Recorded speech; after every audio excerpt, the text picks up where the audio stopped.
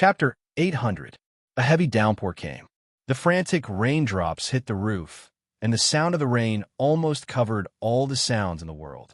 The wooden huts that were built outside the Katsura forest weren't destroyed when the jade-waisted slaves passed by. Now, they could accommodate everyone. The Empress sat on a rough wooden bed with Renbachien's head on her lap. His eyes were still closed, and blood flowed from his facial features from time to time. The Empress wiped his face silently. There was no one else around, and she no longer maintained her cold expression, leaving only deep worry and sorrow. Renbachien had been in this state for 5 days. For the first 2 days, he didn't have any other reactions besides being unconscious. But after the second day, a storm started with Renbachien as the center. After that, Renbachien's condition became very bad. It was as if he was seriously injured, and even his breathing was close to non-existent. This made her tremble a little. Fear gripped her heart. She never thought that she would have such a moment of fear. She was afraid that she would lose the person in front of her. Ever since she was young, this was the first time that she didn't reject someone and fell in love with him. Even though he was very annoying sometimes and she wanted to beat him up, and even though he was very ugly with no hair, no eyebrows, no beard, and not even a strand of hair on his body, these things weren't within her consideration. There was someone in her heart, and it didn't matter what that person looked like. If Renbachien died, she couldn't face the consequences. But at this moment, she couldn't do anything even though she was the 4th most powerful expert in the world. She didn't know what was happening in Renbachien's sea of knowledge, and all she could do was wait. This made her feel very powerless. The sound of footsteps disrupted the sound of the rain outside. Hong Wan rushed in from outside with a pot of meat in her hand. The top of the pot was covered with a large leaf to prevent the rain from hitting it. "Your Majesty, it's time to eat," Hong Wan said while holding the pot. "Put it aside." The Empress's expression changed a little. She became a little colder, and a trace of worry and sorrow was hidden in her eyes. But from the way she placed Renbachien on her lap, even without looking at her expression, others could tell what she was thinking. "You may leave," the Empress said irritably. She didn't like to be disturbed now. Even Qing Yuan and Hong Wan, whom she trusted a lot. "Your Majesty, I will put the food here." Hong Wan's face was filled with worry. She placed the basin at the head of the bed where the Empress could easily reach it. Previously, Renbachien had placed the food on the crude table. However, the Empress hadn't touched it for the past 2 days. Naturally, Renbachien had to take the food back the way she brought it. Before she left, she looked worriedly at the Empress and then at Renbachien, praying in her heart, "Sir Ren, please wake up quickly." However, this glance made her realize that his eyelids seemed to have moved a little, causing her to immediately stop in her tracks. "Get out," the Empress said coldly. Your Majesty, Ren, Sir Ren is moving." Hong Wan stammered, her face filled with ecstasy. He then added, "Sir Ren's eyeballs moved. He should be waking up soon." When the Empress heard the first sentence, she lowered her head and looked at Renbachien's face. She saw that his eyeballs were moving slowly under his eyelids. This was the first time he had seen such a reaction in the past few days. The Empress stared at Renbachien without blinking. She was afraid that Renbachien would revert to his previous appearance if she blinked. She didn't know how disappointed she would be if that happened. Within a few minutes, the 2 people in the room were staring at Renbachien to see if he would wake up. At the same time, the Empress also felt that Renbachien's heart was beating rapidly. A strong flow of blood flowed through his blood vessels and into his body. She could even hear the sound of his blood vessels flowing like a river. After a few minutes, Renbachien groaned softly. His eyelids slowly moved twice before he gradually opened them. When Renbachien opened his eyes, he saw the heroic and infatuated face of the Empress. Her face was filled with complex emotions. There was joy, anger, and tenderness. Renbachien almost lost himself in her emotions as soon as he woke up, following which he felt a headache. "Your Majesty, give me some water to drink."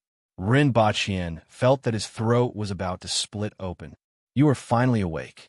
The expression on the Empress's face changed a few times and finally became joyful. "Hong Wan, bring me some water." "All right, I'll go now." Hong Wuan was ecstatic. She hurriedly answered and ran out of the room, not even caring about the heavy rain outside. In the room, Ren Baqian and the Empress heard Hong Wuan shouting excitedly, "Sir Run is awake." This time, the people in the surrounding wooden houses were alarmed. After Ren Baqian was poisoned and fell unconscious, the Empress took him to Great Xia. This time, Ren Baqian was unconscious, and the Empress's condition was even more worrying. Everyone was afraid that something would happen to Ren Baqian, and that the Empress would be very sad. Now that he was awake, everyone could finally be at ease. Ren Baqian enjoyed the benefit of the Empress personally feeding him water. However, the Empress obviously didn't know how to serve people and almost choked him to death. He was already weak, and after coughing for a long time, he almost lost his life. However, he also took this opportunity to see the flustered expression on the Empress's face. After recovering with great difficulty, Ren Baqian lay on the bed for a while and regained some strength. While waiting for them to boil the bone soup, the Empress finally asked, "Is it settled?" "It's settled." Ren Baqian smiled bitterly. He originally thought that since he could control the sea of knowledge, he could crush the other party with one finger. He didn't expect that he was still too young. Although he could control the sea of knowledge, there was a qualitative difference between his spirit and the other party's. How could the other party's spirit be so easy to deal with after being able to attach itself to a piece of glass? Ren Baqian broke almost instantly. Next, he was crushed by the other party in various ways. If it wasn't for the fact that his sea of knowledge could reassemble the scattered spirit and that the other party wanted to preserve his memory as much as possible, he probably wouldn't have woken up. Even the combination of the metal chain and the golden spear wasn't a match for the other party. After all, they were just weapons. Fortunately, they were heaven-grade weapons formed by two spirit wheel experts. Especially with one attacking and the other trapping, they more or less hindered the other party, giving him the opportunity to use the method that he had been thinking about but didn't dare to use. Create a singularity and detonate it. At that time, he had no other choice. If he didn't use this method, he would definitely die. The other party had taken over his body, so he could only take a risk. Fortunately, this desperate attempt succeeded. The other party died in the singularity. Even until his death, the other party didn't expect that someone could actually create such a thing with his divine sense. In other words, he didn't even know what it was. Ren Baqian created a black hole in his sea of knowledge and sucked everything in, including his own consciousness. Finally, even the black hole was sucked in and turned into a point that couldn't be found. Then it exploded. Then, Ren Baqian could confirm that his original idea was correct. A universe was formed in his sea of knowledge. Although this universe was still barren, there were countless substances gathering in certain directions. If there were no accidents, this was the prototype of a planet. Ren Baqian felt that he would have the capital to ignite a small universe in the future. Ren Baqian roughly explained the situation to the Empress. She heaved a long sigh and said, "It was luck that this kind of thing succeeded." The Empress didn't say anything about Ren Baqian taking too much risk this time, because if Ren Baqian didn't do this, he definitely wouldn't have survived. Although the Empress didn't say it, the danger still made her tremble in fear. She simply didn't dare to think about what had happened. Fortunately, it succeeded. Ren Baqian was also a little scared. In the future, I will never do such a dangerous thing again. Although he said this, it was just like what happened this time. Sometimes, if you were forced to a corner, you would die if you didn't take the risk. There was still a chance of survival if you took the risk. However, he had to stay away from danger in the future. Ren Baqian felt that he still had a great life to enjoy. Chapter 801. Why do they call us the abandoned people? This was a question that both Ren Baqian and the Empress were very concerned about. Anyone who heard such a term would be concerned. Furthermore, the term abandoned people wasn't just used by the herdsmen, but by other races as well. This inevitably made them think of something bad. Ren Baqian responded softly, but didn't speak. Instead, he organized his words, grabbed the Empress's hand, and placed it on his chest. He felt the touch of her palm and slowly said, "That herdsman didn't say much. That herder didn't say much, but he did say one thing. You people didn't live here all this time. You were exiled, or rather, driven here." As soon as Rinpoche said this, the Empress's body tensed up. Her hand also became stiff, and a cold aura circulated around her. As he spoke, he recalled what the herdsman had said at that time. The human race is filled with all kinds of deep-rooted bad habits. They are greedy and have no sense of propriety, ignorant and can't remember lessons, always making the same mistakes over and over again, always demanding more resources, full of lies, hypocrisy, and hypocrisy. They like to keep promises and are good at betrayal, forsaking righteousness for the sake of profit, and provoking wars but being unable to bear the consequences. They are a collection of all kinds of contradictions and bad habits. Rinpoche didn't know if this was the herdsman's own understanding of the human race or the understanding of some other races. As such, he didn't say this out loud. Furthermore, he didn't agree with the herdsman. Humans had all kinds of shortcomings, and this was undeniable.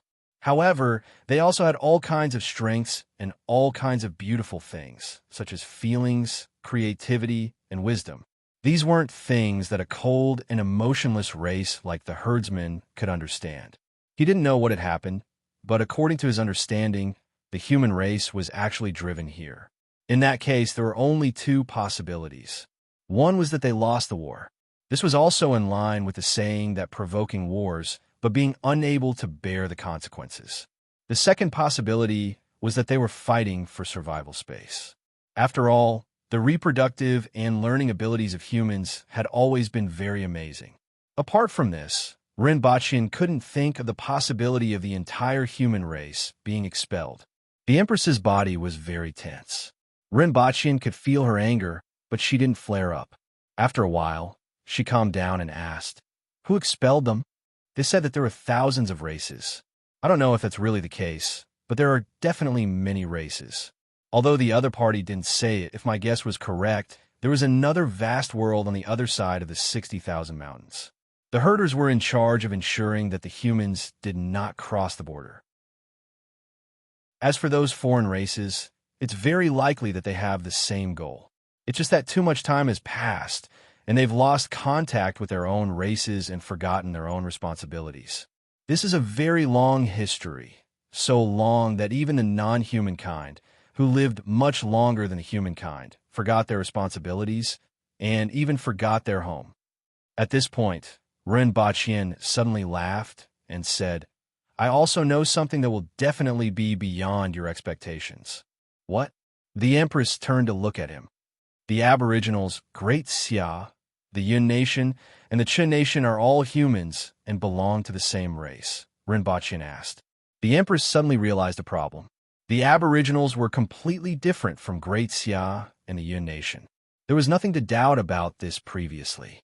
Both sides considered each other as outsiders. However, after receiving news about the foreign races, the Aboriginals and the other nations became part of the human race. All of a sudden, the enemy became one of their own, and the Empress couldn't wrap her head around it. The Aboriginals are guardians. Rinpoche's words made the Empress feel dizzy, as if her head had been hit by a rock.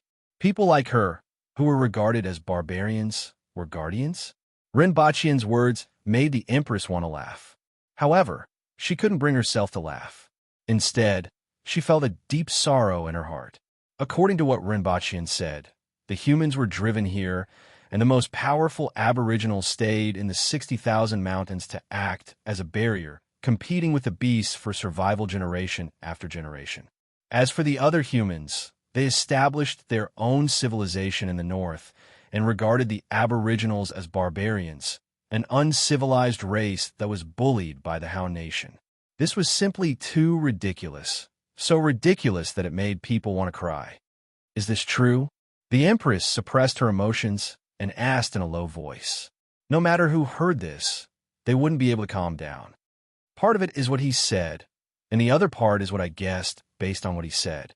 The probability is very high, Rinpoche said. Even he felt that this fact was very sad. At that time, the human race should have been divided into two directions. One was the Aboriginals, who relied on their inherited bloodlines and had strong bodies. The other was like those people who followed the path of the spirit, Rinpoche added. Simply put, they were physical and chi cultivators. In that case, why didn't anyone know about this? Even if a long time had passed, it would be impossible for nothing to be left behind, right? The Empress raised her head and looked straight into Rinpoche's eyes. She didn't know whether she should trust Rinpoche's words or not at this moment. Because of a contract. The reason why the various races didn't exterminate the humans back then was that the humans still had the strength to fight to the death, which would cause considerable damage to the other races. The other races didn't want the humans to kill them again, so they forced the remaining experts of the human race to sign a contract. The humans would forget all information related to this matter and wouldn't use any means to record it down. This contract applied to all humans. In this way, when the first few generations died, this matter would be buried in history forever. Of course, it might not be completely buried in history, and there might be some clues left behind. That's why the late emperor suddenly disappeared and led the army to the depths of the 60,000 mountains. The empress thought of this possibility and felt that it made sense. The late emperor must have known something, which was why he suddenly made such a move. Rinpoche nodded. This should be the case. This was really a huge harvest. Rinpoche wanted to find out more about what happened back then. Although they had signed a contract, with the wisdom of humans, they would definitely be able to find a way to avoid it. Since there weren't any written records for so many years, and the late emperor suddenly left after reaching longevity heaven, this matter could be deduced. This period of history that no one knew about could only be accessed by those who had reached longevity heaven. In other words, those foreign races were quite powerful. Only those who had reached longevity heaven were qualified to access this period of history. This was also to prevent the human race from rashly returning when they weren't strong enough. However, the casualties of the human experts back then were too heavy. As a result, they came here to recuperate for an unknown period of time. Not only did the strength of the human race not improve, but it even regressed. Even the number of experts at longevity heaven was decreasing. Rinpoche guessed that it might be because the environment of this area was different from that of that area, just like how the concentration of spiritual energy was different in novels. As a result, this place was used as a place to exile humans, and the number of human experts was decreasing. It was also because of this that the late emperor didn't leave any words and only led a group of brave warriors to search for this period of history. If it weren't for this coincidence and the herdsman's belief that he would definitely win, he didn't know when he would be able to access this lost period of history. Perhaps the Empress would only find out when she broke through to longevity heaven. Perhaps she wouldn't even find out when she reached that level. In the belly of Mount Liutsue, the Empress seemed to have thought of something. Rinpoche nodded and said, "I think so too." Back then, the late emperor entered the belly of Mount Liutsue and had a great battle with the beings there. After returning, he disappeared not long after. The greatest possibility was that the late emperor learned something from there.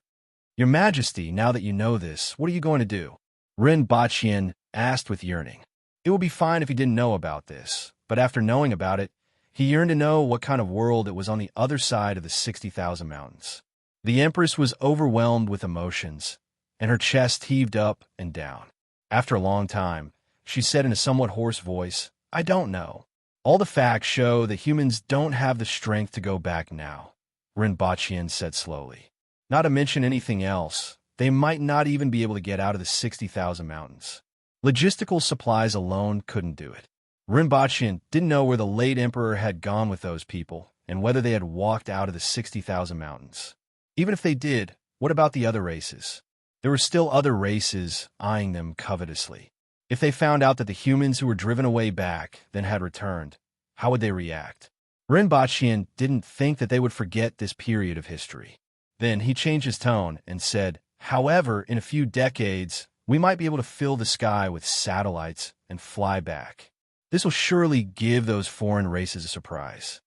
Rinpoche really wanted to see the expressions of those foreign races when they saw the humans flying back with fighter jets, bombers, helicopters, and reconnaissance planes. The premise was that the other party didn't have a godlike expert. However, thinking about the contract that the other party forced the humans to sign, which could restrict all humans, was a very powerful force. Even though there weren't many humans left, there were only 100,000 of them in total.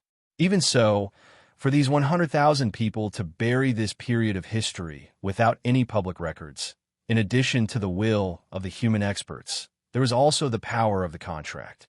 The other party must be stronger than he imagined. Chapter 802. The heavy rain hit the dense leaves and flowed down. There wasn't a dry spot in the entire forest. The rain didn't cool down the air at all. Instead, it made people feel humid and hot. These days have been going on for some time. It was never easy to travel in the mountains during the rainy season. Rinpoche and the Empress were squeezed into a triangular building made of tree branches. Although it was called a building, it was just a temporary camp made of tree branches that were placed in two directions to block the rain. Sitting on the ground covered with animal skins, Rinpoche said complacently, "My craftsmanship isn't bad." The Empress glanced at the narrow space. There was almost no space left for the two of them to sit in. Even a child could easily make this kind of temporary camp. She didn't know what he was so proud of. Although it looks simple and crude, it's technically good to be able to make it waterproof. As Rinpoche spoke, he felt a drop of water on his neck. However, he couldn't say it out loud. He couldn't embarrass himself. The Empress was silent. Just now, she had already felt a few drops of rain on her back. There didn't seem to be much difference between here and outside. Looking up into the distance, her line of sight was completely blocked by the dense forest. Even though this was a relatively high slope, her line of sight was still blocked. Although she couldn't see anything, Xiaolong Cliff, where the family was located, was only a day's journey away. It took them less than 2 months to get here. After losing their mounts, they had to walk in the mountains for 3.5 months before returning. It was now August. According to the schedule, the wedding of the Empress and the Empress would be held 5 months ago. However, they were still trekking in the mountains at this time. However, at present, the imperial court was already busy preparing for the postponed wedding of the Empress, which was scheduled to take place in 4 months. 2 hours later, the sky cleared up after the rain, and everyone set off again. Walking out of the forest, they saw figures standing on the top of the mountain in front of them. They immediately cheered when they saw everyone coming out of the forest. After another hour, everyone gathered at the foot of the mountain. "Xiaoya, you are finally back." Qi Ziding was holding his crutches, and his loud voice could be heard from afar. "Your Majesty." Standing beside him was Shi Wanya, the Protector General of the South who had been transferred over. There were 7 or 8 Cardinal Heaven experts behind them, other than Bomb Man and Xiongyu, who he had seen before. The rest were unfamiliar faces. As for the winged cavalry, they were nowhere to be seen. It seemed like they had been left behind in the family village. Qi Ziding led many winged cavalry warriors to look for the herdsmen, but he didn't expect them to take a detour to attack the Empress. In the end, they were neutralized by Rinpoche's nuclear bomb.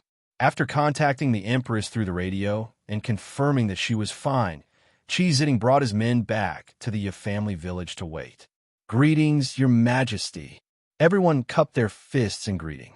The Empress raised her head and looked into the distance as she said, "It's still a day's journey away, and you guys have already come out to welcome us. The sooner I see Xiaoya, the sooner I can relax." Qi Ziding sized up the Empress and then looked at the winged cavalry behind her. There were still about 200 of them.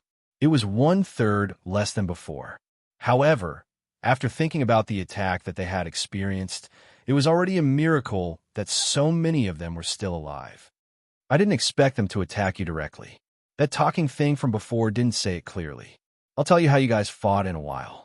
Qi Ziding was always very interested in talking about war, even if the Empress was only attacked this time. Following Qi Ziding's words, The winged cavalry warriors behind him all looked at Rinpoche. It had to be said that this principal Run was always able to surprise and even scare people. "Your Majesty, I'm relieved to see you."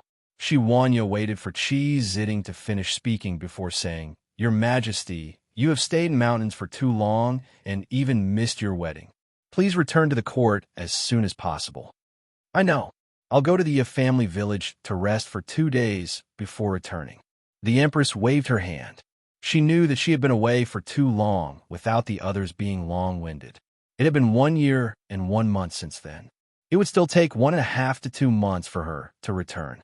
The following day, Qi Ziding tried to threaten Rinpoche to throw a nuclear bomb along the way after finding out the whole story. Rinpoche wanted to punch him in the head with the iron fist of socialism. Not only him, but Shi Wanya and the other Cardinal Heaven experts who rushed over from afar were also looking forward to it. Fortunately, even though they were rude, they knew the gravity of the matter and didn't dare to speak up like Qi Ziding. Rinpoche felt that he would be a fool if he used this thing to set off fireworks. "I want to see it too." The Empress looked at Rinpoche expectantly. She hadn't seen that scene in the cave previously, so she wanted to see with her own eyes what kind of emoyang it was. However, after seeing the Empress's eyes, Rinpoche decided to be a fool for once. "In that case, I'll set off a firework for your Majesty." Back then, Zhuge Liang used a beacon to make fun of the feudal vassals just to make Yang Guifei smile. Would he be reluctant to use a firework today? In any case, the nation has given me an opening. If I can get the first one, I can get the second one.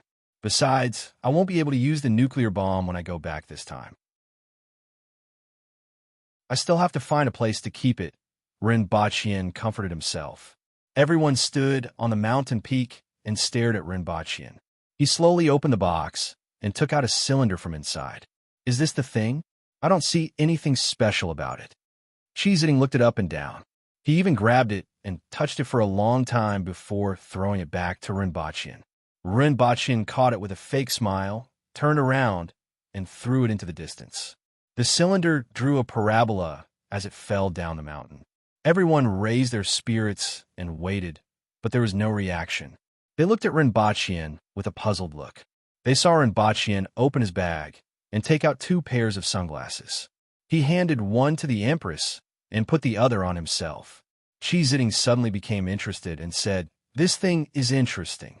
Rinpoche felt the bridge of his nose become empty as the sunglasses fell into Qi Ziding's hands. "Is this guy a bearded man?" Rinpoche cursed in his heart. "If you weren't my brother-in-law, I would definitely let you see what the Saint Seiya of the Empress was like." Rinpoche withdrew his hand that was holding the remote control into his sleeve and didn't dare to let Qi Ziding see it again. "It's best not to look directly at it," Rinpoche warned everyone. Everyone raised their spirits, knowing that it was about to begin. Looking at the group of Cardinal Heaven experts attentively watching the impact of the nuclear bomb, Rinpoche felt that this distance shouldn't be enough to blind them. Without hesitation, he pressed the remote control. In front of everyone's eyes, a spot of light began to expand as if a sun was growing out of the ground. It then grew bigger and bigger, and the dazzling light made everyone's eyes hurt. Boom! Accompanied by a huge explosion, the whole mountain trembled, making people wonder if the mountain would collapse. Strong winds swept across. A huge mushroom cloud rose into the sky. When everyone regained their vision, they saw a mushroom cloud slowly rising into the sky. When everyone looked down, they saw that it was no longer the same as before. The soil, trees, and rocks had all disappeared. All that was left was a huge pit, a shattered forest in the distance, and a raging flame at the edge of the pit. Without hesitation, everyone jumped down from the mountain to take a look. The air was filled with scorching heat and an inexplicable smell. The closer they got, the more they could feel the amazing power of the explosion. In particular, the pit in the middle and the layer of soil that had been scraped off at the edge couldn't be believed to have been done by that little thing. Everyone looked at the pit and then at Rinpoche in horror.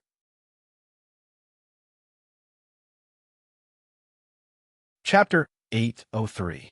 Learning was a form of foresight. For many people, They couldn't see the value of learning. The more ignorant the people and the more ignorant the region, the more this was the case. On Earth, there were families that made their children drop out of school to work. This situation mostly occurred in remote, mountainous areas.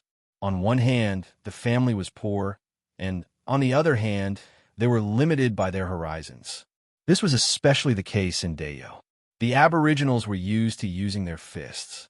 Their concept of learning was to learn martial arts, or better yet, to learn words.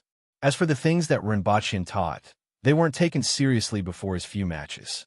However, the nuclear warhead made these muscle-brained Aboriginals realize the value of learning. That night, Shiwanya found Rinpoche and wanted to send his son to the academy for the next batch of students. Rinpoche was naturally happy to accept this. This world was different from the ancient times on Earth. The descendants of experts had a higher probability of outstanding talent, so the descendants of experts had a higher probability of becoming higher-ups. Letting them experience a period of school life would greatly improve the educational qualifications of the higher-ups in Dayo in the future.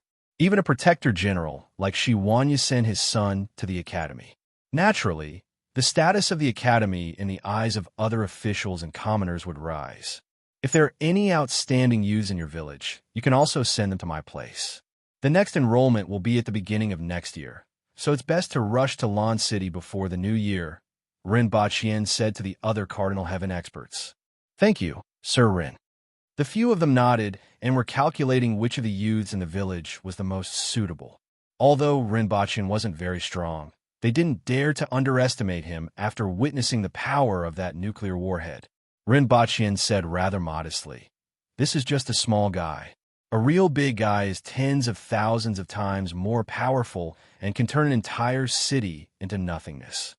Rinpoche had another one that was twice the size of this one and several times more powerful.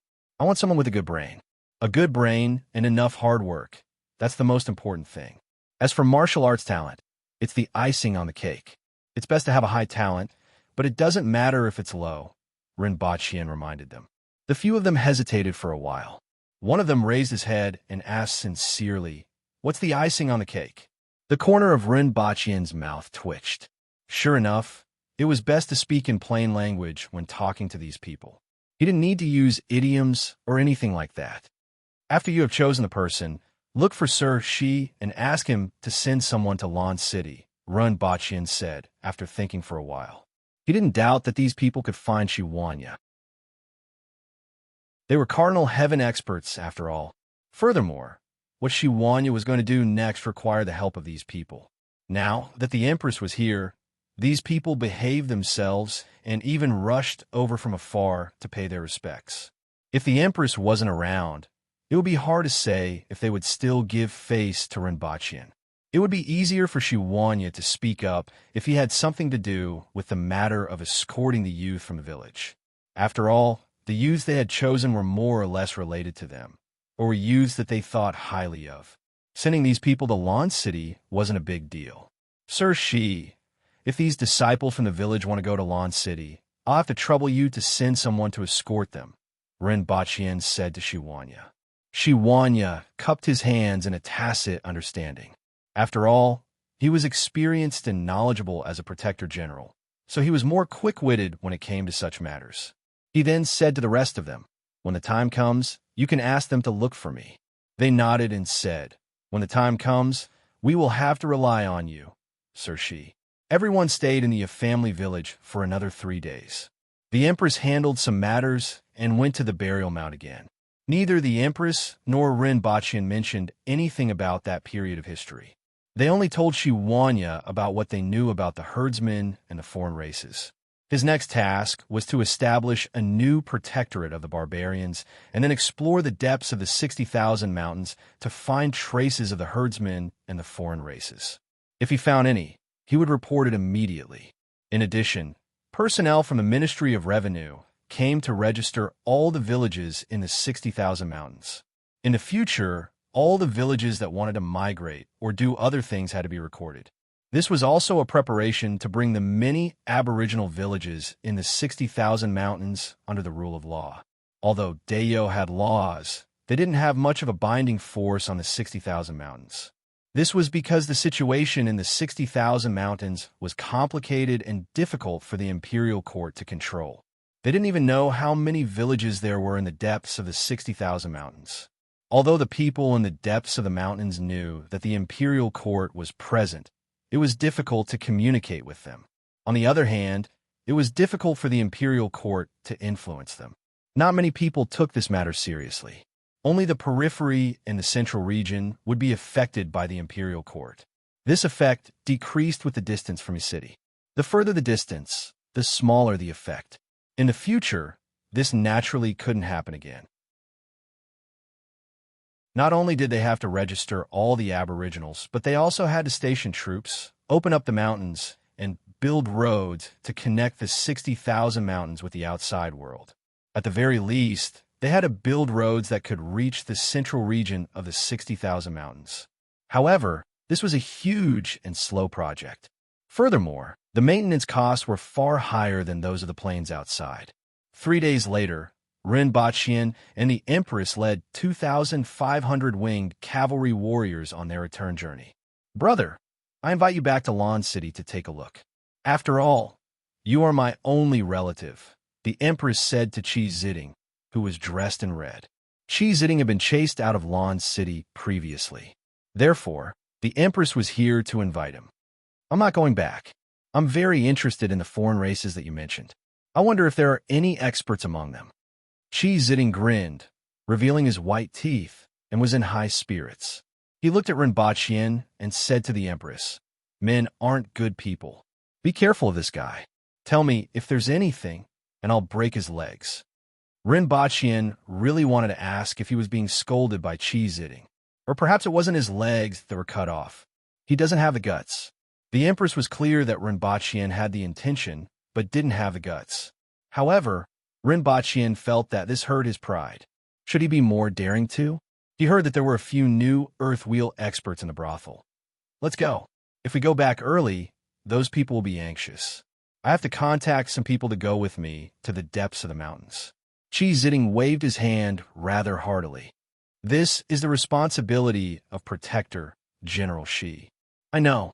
I'll inform him if I discover anything. I won't send you off. I'm leaving.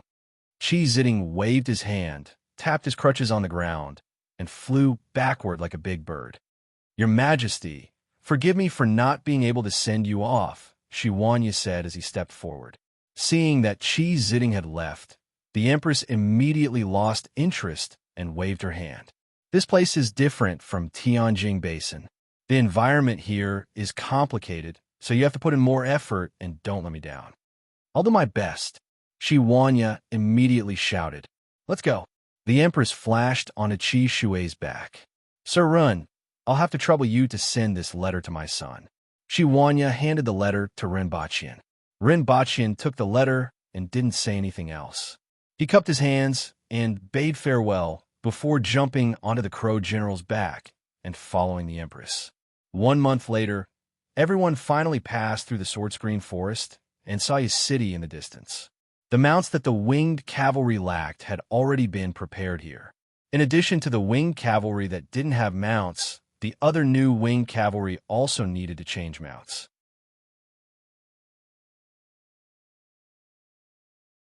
Chapter 804. Howl! Howl! As soon as Rinpoche returned to Earth, he heard noises coming from the roof. Lin Shallow was chatting with her good friend, the Husky.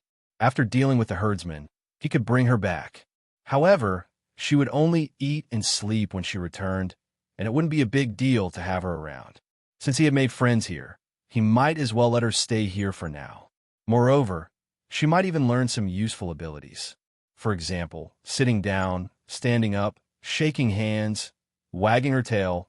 He changed his clothes, sat in front of the computer that was 5 or 6 years old, turned it on, and began to browse the news.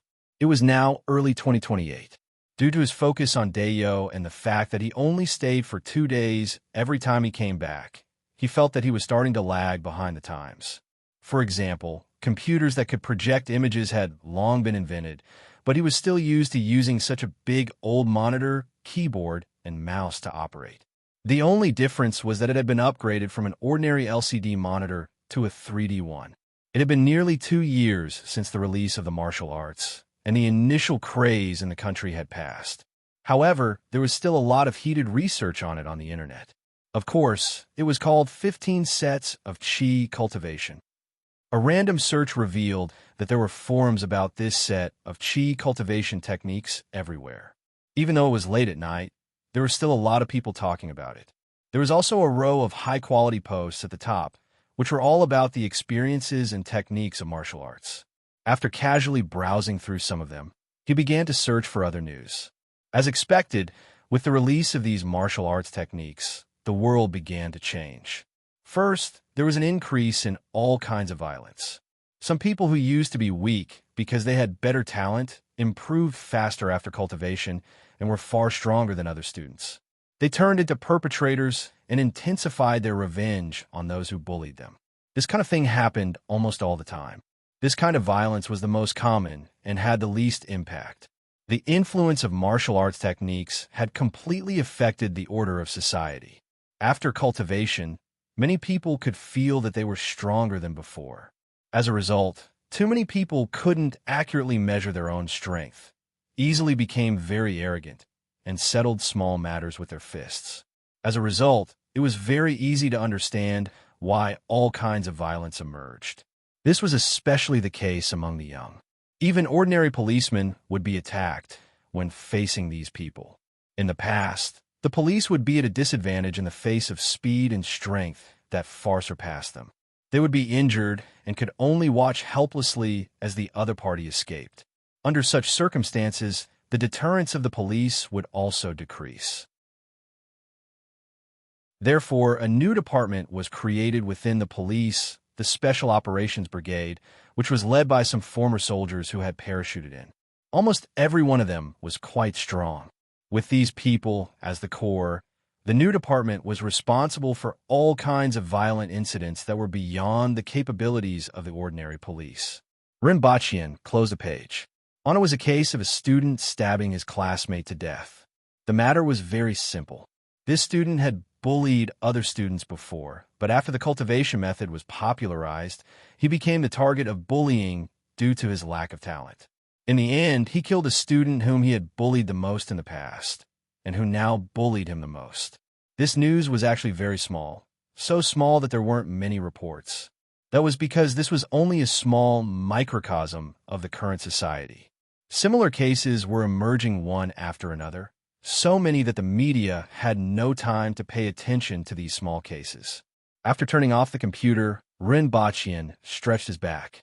Above his head, Lin Shallow was still chatting with the husky.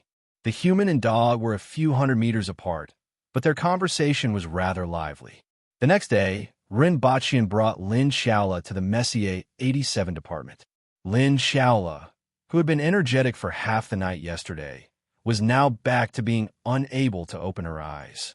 She lay in the back seat and began to drool. Some seeds. Rinpochian threw a bag of seeds to Yang Sr. "Thank you, Mr. Ren."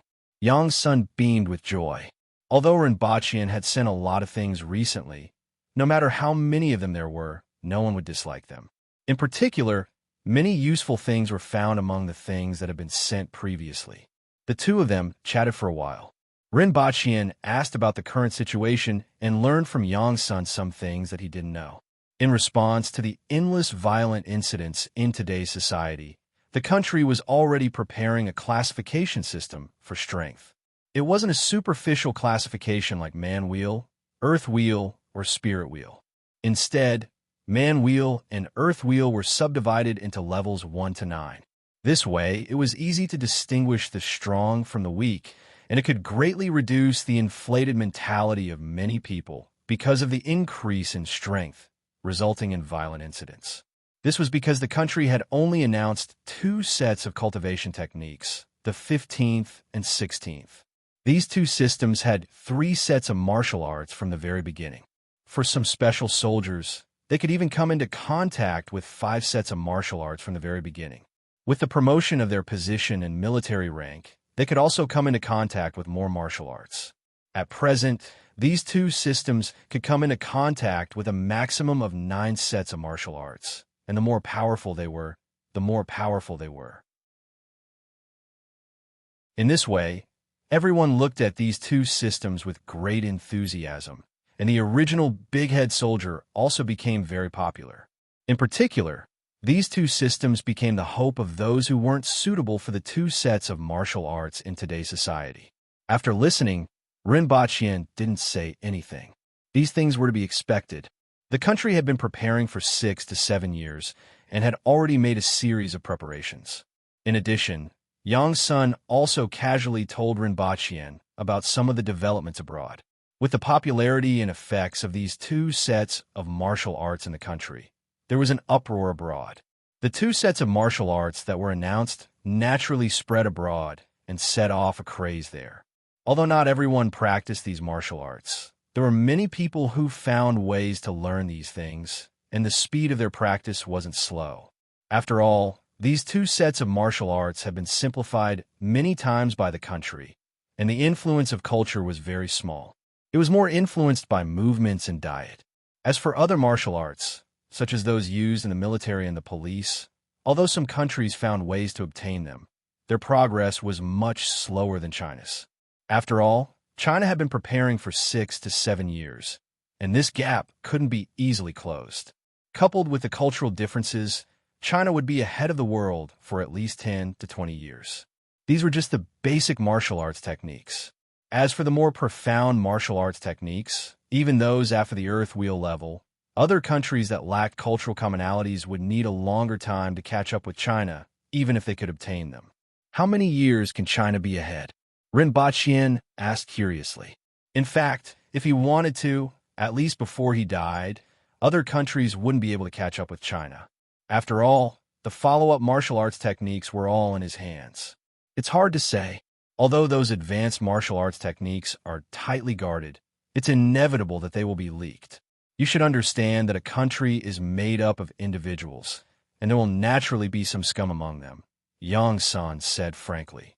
The advanced martial arts techniques here were the man wheel and a few earth wheel martial arts techniques that Rinpoche brought over. However, the man wheel martial arts techniques were also divided into different grades. The truly good stuff was still in the hands of the country. Unfortunately, we can't stop those countries from obtaining these martial arts techniques, Rinpoche said with some regret. Those countries were considered to have picked up a bargain. Actually, it's not a bad thing to let them obtain them. Yang Sun laughed. What? Rinpoche nodded. He naturally understood that if China was the only one in control, they would become the target of public criticism. If they want to catch up with us, they have to first learn our culture. Otherwise, they won't be able to understand many concepts. Some things can't be solved by modern science. Just like cultivation, no matter how much foreign research, unless they learn from us from a young age, it will be difficult for them to understand how humans can fly on swords. Yang Sun laughed. Therefore, it's easy to form a situation where learning our culture is the norm in the future, just like how the world learned English in the past. Although other countries don't want to see this situation, they can't stop it. The stronger the individual, the more it's like this. Every move of these people is watched by others, so will inevitably lead to this trend. If all of them learn the culture of China, Rinpoche stopped halfway and looked pensive. He thought about how China assimilated the surrounding races in the past. At that point, everyone in the world would learn from Huan Nation's culture. Then, Huan Nation would naturally become the center of the world.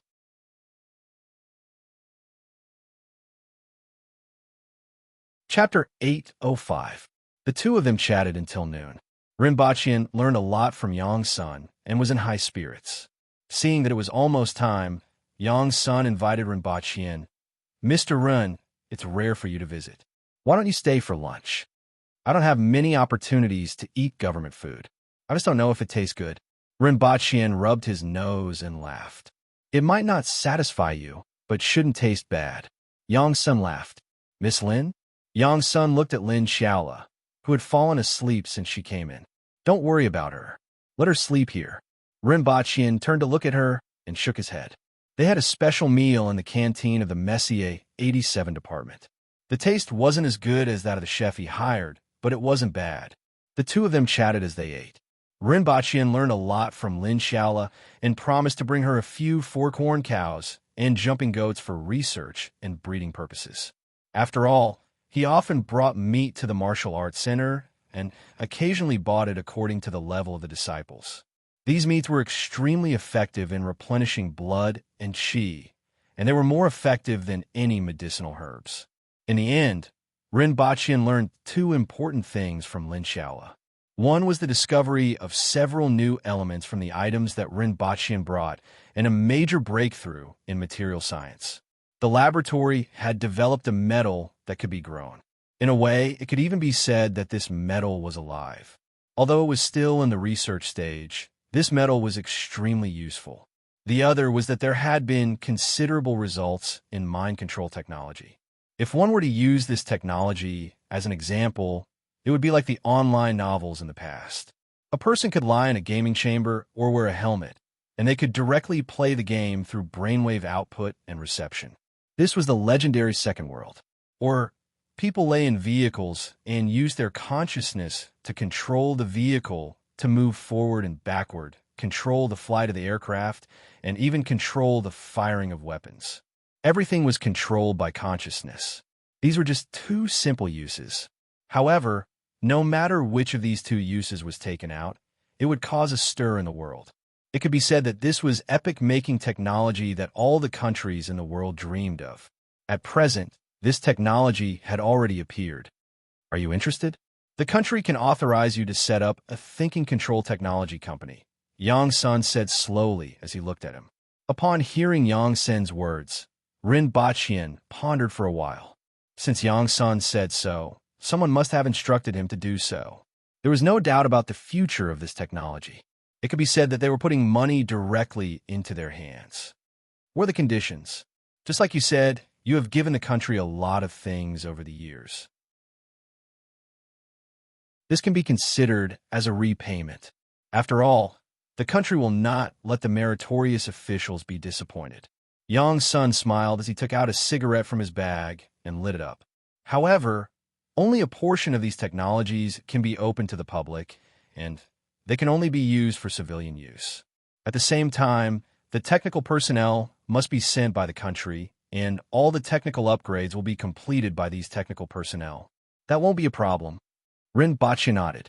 Even if the technology was given to him, where would he find those technicians? He had to take the money that was shoved into his hands, but if he put too much effort into it, it wouldn't be worth it. Although it sounded a little pretentious. But that was the truth. Give me one. Don't we usually share cigarettes? Rinpoche stretched out his hand toward Yang Sun, who was surrounded by smoke. I thought you didn't smoke? Yang Sun was slightly stunned and passed the cigarette to Rinpoche. I want to try what it tastes like. There are so many people in the world who smoke. I wonder if it's interesting. Otherwise, why would so many people refuse to quit even though they know it's harmful? Rinpoche smiled. Now that he had even smoked scorpion venom, what more cigarettes? Although this thing was harmful, it didn't have much effect on his body. He lit the cigarette like the others and almost coughed as soon as he inhaled it. It took a lot of effort for him to control it. He felt the taste of the tobacco spread in his mouth and carefully sensed the changes in his lungs. After he finished smoking the cigarette, Rinpoche spat out a mouthful of gray phlegm. The tar and other substances that entered his lungs were all spat out. Nothing. The taste is terrible. It's worse than a scorpion tube. Rinpoche felt that this kind of thing was very boring. Even a scorpion tube was much more fun than this thing, even though it was really inhaling poison. Let's go. I will get my brother, Wan Yin, to look for you later. Rinpoche stood up. Take me to get that guy first. At this time, Lin Xiaola was equivalent to a piece of equipment that could be placed anywhere and carried anywhere. When they returned to Yang Sen's office, Lin Xiaola was sleeping as usual. Rinpoche carried her like a cat, and she even curled up her body. Mr. Ren, Yang Sen called out, there's something that I have to remind you of. Pay attention to your brother's girlfriend. Rinpoche's eyes flashed. Got it. Thank you for the reminder. You know who she met and what she did, right? Get someone to send me the information. Rinpoche nodded at the other party, grabbed Lin Xiaola by the collar, and left. He had guessed this possibility a long time ago. 5 years had passed on Earth, and there had been no signs of it. He thought he was overthinking, but he didn't expect it to happen. On the way out, Ren Baqian thought for a long time before remembering the woman's name, Zhou Qingyun. Unfortunately, Wang Yin and the other party were about to talk about marriage. She was just waiting for him to get married. The second day after Ren Baqian returned, he received some things that Yang's son had sent over. This included the time and place that Zhou Qingyun met, as well as the true identity of that person. Everything from information to photos was there. The most important thing was a handsome man in his 30s. On the surface, this man was considered young and promising, but he was actually an intelligence officer in the United States. The information even included the details of when he and Zhou Qingyun entered and left the hotel. Ren Baqian glanced at it and understood.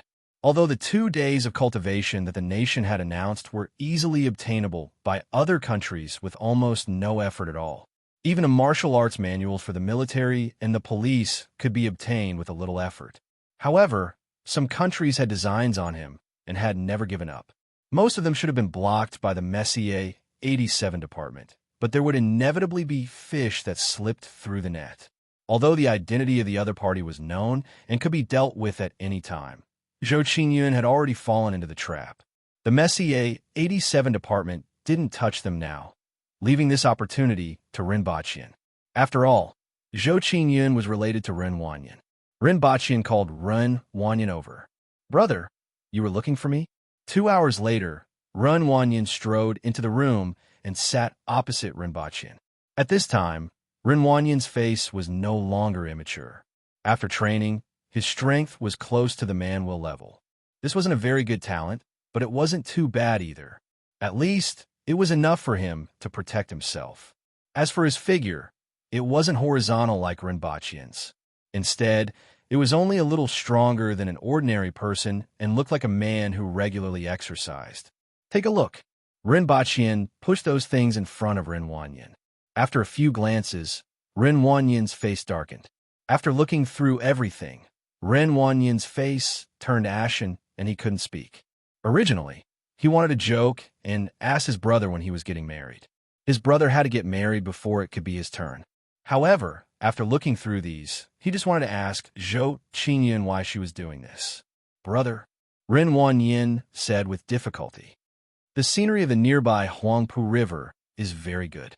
The view is wide, the scenery is beautiful, and it's neither too deserted nor too noisy. Do you want to handle it yourself, or do you want me to help you?" Ren Baqian said casually. "Brother." Ren Wanyan didn't know what to say. "Her actions were given to me by the Messier 87 department. You should know what the Messier 87 department does. They still keep her because of her relationship with you, and let us handle it ourselves," Ren Baqian said.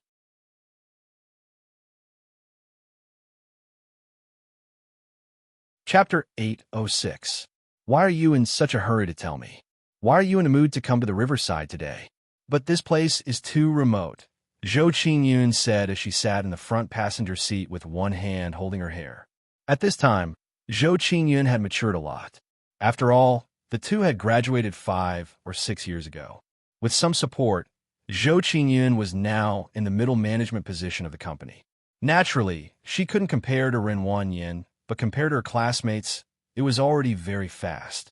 Zhou Qingyun looked at Ren Wanyan's serious side profile and felt a little uneasy. Before coming here, she had guessed that he called her out in such a hurry to give her a surprise, such as a marriage proposal. She was a little hesitant, but looking at his expression now, it didn't seem like it. Or maybe he really wanted to give her a surprise and deliberately created such a serious atmosphere. This thought only flashed in her mind. Ren Wanyan had never been such a romantic person, otherwise she wouldn't have. Ren Wanyan didn't speak. Although his hands were on the steering wheel, it was just a habitual action. The car was completely moving on its own. He just remained silent and pondered over his own matters. When the car began to slow down, 2 cars could be seen parked in front of them. Ren Wanyan didn't turn his head and just said this plainly before pushing the door open and getting out of the car. Zhou Qingyun's heart sank as she looked at the few burly men standing beside the two cars in front of her. She pressed one hand on the communication device on her wrist. Don't play these little tricks. After so many years, you should understand. Ren Wanyin stood in front of the car and turned his head to speak to her through the glass. Zhou Qingyun's face darkened. After so many years, although Ren Wanyin rarely told her anything, she did understand his power. He didn't belong to the country, nor was he an entrepreneur or a tycoon, but he had an unfathomable influence. However, she still stubbornly pressed the call to the police on the communication device. There was no response. This made her wonder if the communication device was malfunctioning. Looking at Ren Wanyin, who stood in front of the car without saying a word, she finally understood that he had blocked the signal here. It was just for her. Why would he do this? Zhou Qingyun had already guessed that the other party knew what she wanted to hide, but she didn't know why the other party would block the signal just for her. This made her panic, and she sat there motionlessly until Ren Wanyin came over to open the car door. Like a gentleman, he stretched out his hand and said, "Come down." "What's going on?" Zhou Qingyun suppressed the panic in her heart and tried to act like she didn't understand. Ren Wanyin waited for her to get out of the car before he withdrew his hand that was tightly held by her and said faintly, "I want to know why." It's been 7 years. It's been 7 years since we first confirmed our relationship. From our school days until now, I shouldn't have done anything wrong to you. Why are you doing this? Could this be the so-called 7-year itch? His tone was full of self-deprecation. What are you talking about? I don't understand. Zhou Qingyun said in a panic. Bring them down. Ren Wanyin said to the two cars not far away. Zhou Qingyun's heart sank to the bottom. There were a few people standing beside the other two cars. One of them was Ding Jie. Today, Ding Jie was strong and had a calm temperament. He was no longer the bean sprout he used to be. He wore a pair of metal half-rimmed glasses to block his aggressive gaze. The moment she saw Ding Jie, she already knew that something was wrong. A winged cavalry warrior carried a person out of the back seat of the car. It was a blond man who was tied up tightly and had his mouth covered. This guy looks pretty good. Ding Jie looked at the blond man and smiled. He touched his face and added, although he's not as good as me. In the past, Ren Wanyin would definitely ridicule Ding Jie for being so narcissistic. However, he wasn't smiling at this time. He looked at Zhou Qingyun and said, "Do you understand now?" Zhou Qingyun bit her lip and turned pale. "Since you understand, this person is useless. Let's sink.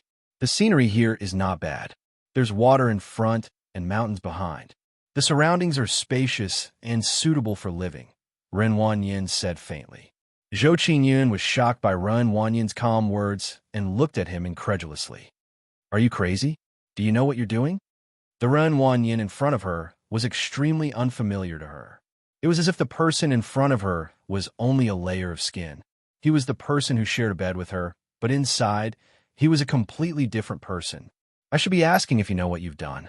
Ren Wanyin's heart was in so much pain that his eyebrows twitched unnaturally. "What did I do? So what if I fell in love with someone else? What kind of society is this? Even if I fell in love with someone else, we could just break up. Break up. I'm telling you now, we broke up. We have nothing to do with each other. Don't think that I can't live without you." Zhou Qingyun seemed to have broken her nerves and roared hysterically like an enraged lioness. "He's more handsome than you, more eloquent than you, more romantic than you, and his *SS is bigger than yours. What's wrong? I did cheat on him." Ren Wanyin heaved a sigh of relief when he saw Zhou Qingyun rambling in anger. "If that was the case, we wouldn't have met today. You didn't notice his identity at all? Did he look into my affairs? Have you looked into my brother's affairs? Did he investigate things that you shouldn't know? I should have noticed it long ago. I should have noticed it when you asked about things that you didn't ask about in the past." Ren Wanyin looked at Zhou Qingyun coldly and said, "You didn't just betray me. Do you know who told me about your affair? It was the country. You betrayed your country for such a person. Of course, making me a cuckold was just a bonus." Upon hearing Ren Wanyin's words, Zhou Qingyun's face immediately turned pale. "Is there anything else you want to say?" On account of our 7 years of relationship, I'll listen to you. Ren Wanyin put a cigarette in his mouth, lit it, took a deep puff, and exhaled a long puff of smoke. Ding Jie, who was beside him, had already tied a thick iron chain to the man's body. It was enough to make him sink into the river and not have a chance to float up. The man wanted to struggle, but it was useless. The winged cavalry warrior only needed to kick him to immobilize him. If they didn't want him to sink into the river alive, this kick would have crushed him. "Throw him down," Ding Jie said softly. His lips were slightly pale, and it was obvious that he wasn't as calm as he looked. Although he had done many things over the years, this was the first time he had done something like this. However, this time, he had volunteered to rush back from Wuji City. One of the winged cavalry warriors revealed a kind smile, as if he had seen the child next door grow up. He grabbed the man like he was grabbing a toy, twisted his waist, and threw him more than 100 meters into the river. Plop! The man didn't make any sound from the beginning to the end. Perhaps he had prayed, but it was all stuffed in his mouth. Just like that, a person disappeared from this world, just like that. Of course, if he was lucky, he might be able to see the light of day again in a few days, weeks, months, or years. "You lunatics!" Zhou Qingyun screamed in fear. "I used to call you sister-in-law. You have to know that killing a spy is the right thing to do. It's not only in line with our interests, but also in line with the interests of the country. Although we won't receive a medal for this, no one will blame us for it." Ding Jie took out a cigar that was as thick as a finger, lit it with a gun, and took a puff. He felt the smell of tobacco in his mouth before spitting it out. Other than the smell of tobacco, there was also the taste of butter in his mouth. This was the taste that he liked and made him feel very relaxed. Yes, he's a spy from the United States. So what I don't understand is, even if you wanted to make me a cuckold, why did you get involved with him? Ren Wanyin looked down at Zhou Qingyun, who was kneeling on the ground, with a pained look in his eyes. Why? Why? Zhou Qingyun was no longer hysterical and muttered to herself. Her chuckle was full of mockery, and it was unclear whether she was mocking herself or Ren Wanyin. "Why didn't you tell me anything? Why did you hide everything from me? I don't know what you're thinking. I don't know what you're doing. You already knew about those life force techniques, right?" "That's right. You already knew about them. Looking at your current situation, I know that you already knew about them. Even your parents already knew about it, right? When you brought me to your house, I noticed that they were different from ordinary people. But did you tell me that I slept in the same bed with you every day? Did you get the martial arts techniques from the military and the police system? But I'm still an ordinary person now. Have you ever thought about it? Tell me, why did I betray you? Do I still need to tell you?" Zhou Qingyun looked up at Ren Baqian with a face full of hatred. Ren Wanyin never thought that this expression would appear on her face. Furthermore, this hatred was directed at himself. "My brother will get married within a year," Ren Wanyin said. "After he gets married, it will be our turn. I will tell you what you can know and find a way to get the martial arts techniques for you. However, there are some things that I can't tell you now." Looking at the sneer on Zhou Qingyun's face, Ren Wanyin finally sighed. When the wind blows, the smell of the cigar is blown away. Without the lingering smoke, it's a lot less enjoyable. "I'd better go back to the car," Ding Jie said before returning to the car. Ren Wanyin stood there with his head lowered, looking like a fossil in the wind. His expression was uncertain, and he wanted to make up his mind several times. However, he couldn't open his mouth when he saw the person sneering at him on the ground. "You should go. Don't appear in Shanghai again. Don't let me see you again, and don't break ties with people you shouldn't have. If there's a next time, even if I let you go, the country won't let you go." After saying this, Ren Wanyin let out a long sigh, returned to the car without looking back, and left.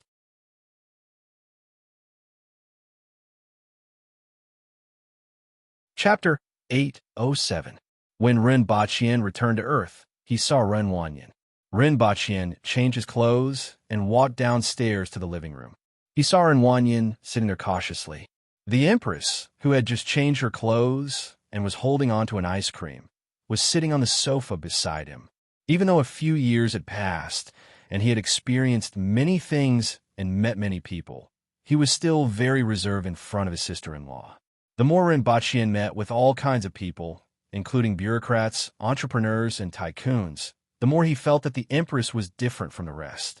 This wasn't the kind of bearing and majesty that could be cultivated by people with little power or some wealth. Rinpoche glanced at Renwanyan. Renwanyan's hair was tidy, and his previously clean-shaven chin now had short stubble. His eyes were bloodshot, and he looked a little weathered. As expected, a man would only grow up after going through a woman. However, this made him feel a little conflicted. All the hair on his body had fallen off, and now when he saw other people with long beards, he always wanted to shave them. "Did you wait for a long time?" Rinpoche asked as he sat on the sofa. "I guess you'll be back in 2 days." Up until now, Renwanyan still didn't know where Rinpoche had gone.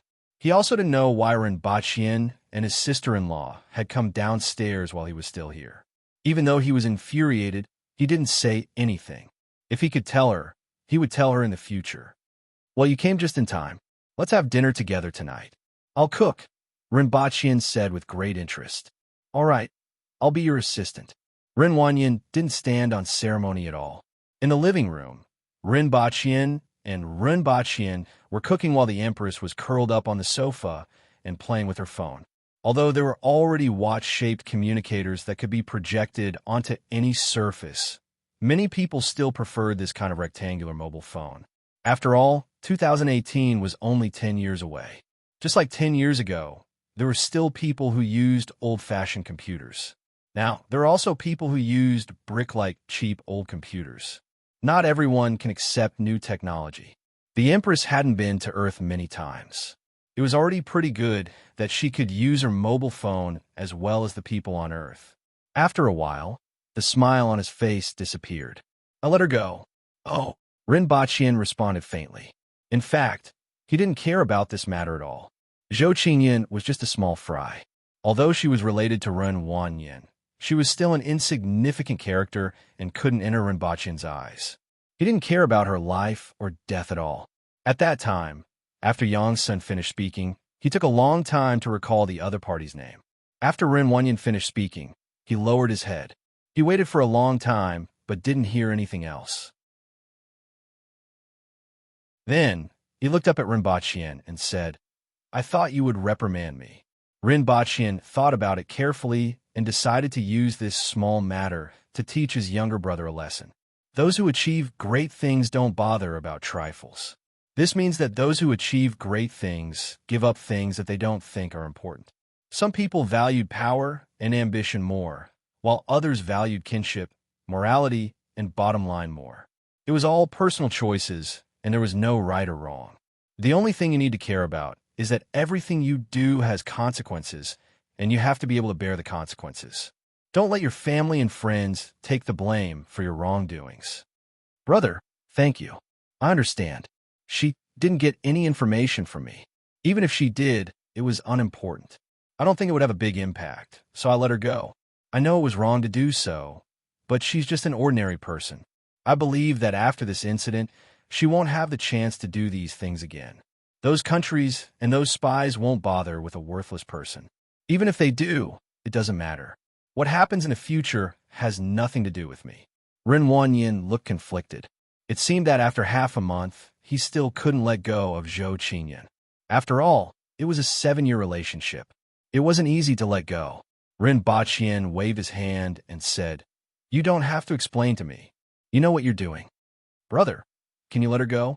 Renwanyan looked at Rinpoche with a pleading look. "Haven't you already let her go?" Rinpoche smiled and said, "Brother, you won't send someone to drown her in the river, right?" Renwanyan asked cautiously. If it was Rinpoche 10 years ago, he naturally wouldn't do such a thing. However, he couldn't understand the current Rinpoche at all. Just like when Zhou Qinyan said that she didn't know what her brother was doing or thinking. Rinpoche tilted his head. "Don't worry, I'm a good person." "I'm a good person, that's right." Although he had killed many people and wiped out entire clans, it did not stop him from being a good person. Renwanyan looked at the shiny bald head and ferocious-looking face in front of him. All right, his brother was definitely a good person, just that he didn't look like one. But this had nothing to do with whether he was a good person or not. Will the country do something to her? Ren Baqian rested his chin on his hand and looked at Ren Wanyan. He didn't realize that his younger brother was a sentimental person. Ren Baqian didn't consider whether or not his country would make a move on her, nor did he care. Brother, I know you have a lot of influence. Can you ask them to let her off? Ren Wanyan pleaded. Do you think I can influence the country? Where did you get this misconception? Ren Baqian's face suddenly turned serious, giving Ren Wanyan a shock. Although some small matters could indeed affect some people, he didn't want Ren Wanyan to have this kind of thinking. Brother, otherwise, why would you let us handle this matter ourselves? Ren Wanyan continued to look at Ren Baqian with a pleading gaze. It's just a little preferential treatment for family members. A country has its laws, and a family has its rules. The country naturally has its own system for this matter. Don't think that you can influence the system and laws, Ren Baqian said sternly. Ren Wanyan struggled for a long time before clenching his teeth and saying, Brother, I understand. Okay. Ren Baqian nodded his head gently and laughed. Don't think too much. You are still so young, and you should enjoy a good life. For example, there are a few clubs that are pretty good. I will give you my name card later, and you can go there when you are free. The Empress raised her head and looked at Ren Baqian before looking at him again. What's a club? What does it do? Bring me there to broaden my horizons. Ren Baqian was speechless. The Empress was unexpectedly sharp in this aspect. Could this be called a woman's intuition? It's a place where some so-called industry elites spend their time.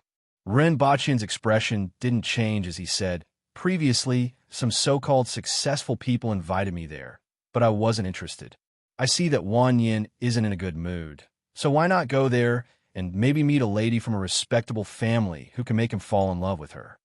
It was hard to say whether he would fall in love with her, but it was definitely not a problem to fall in love with her. There were only things that you couldn't think of, but there was nothing that couldn't be played.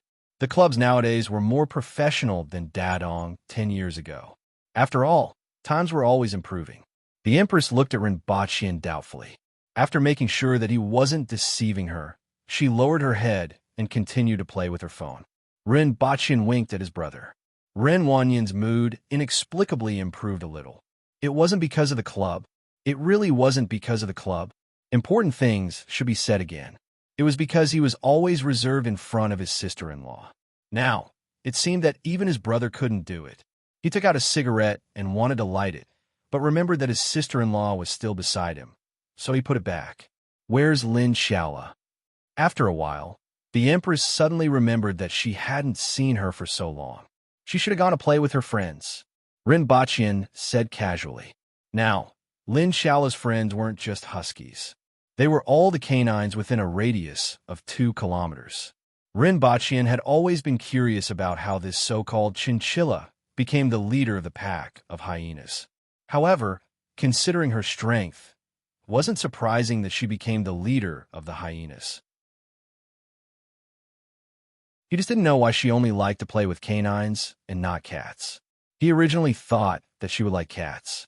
After settling Ren Wanyan's matter, Ren Baqian didn't ask Yongsun how he would deal with Zhou Qinyan. He guessed that it would be surveillance. If she continued to live as an ordinary person from now on, nothing would happen to her. If anything happened, he didn't need to care about her fate. The next day, Ren Baqian happily went shopping with the Empress. They bought matching clothes, necklaces, rings, earrings, and underwear. In order to match the Empress, he specially bought a set of bright red clothes. Imagine a strong man who weighed more than 150 kilograms, had a bald head, no hair, no beard, and a fierce-looking face wearing bright red clothes. The scene was refreshing. When the two of them walked, the people in front of them naturally made way for them. The Empress didn't even need to use her own means to get the pedestrians to give way. The Empress walked with Ren Baqian with a cold and helpless look on her face. There was a string of necklaces on her neck and fingers. Those who didn't know better would think that they were too nouveau riche. Ren Baqian might be considered rich, but the Empress wasn't. Since her grandfather's generation, she was the 3rd generation of the imperial family and had received royal education. even though Dayo's royal education only taught one thing: the fist is the law. At this moment, they were on the way back to Lawn City. Preparations were already in full swing, and it was estimated that the wedding would take place in 2 months. Rinpochian was in a good mood on the way back and wondered if he should play some tricks during the wedding. However, before that, he had to think about whether he should take a wedding photo or something. When the time came, he would hang it on the city wall of Lawn City.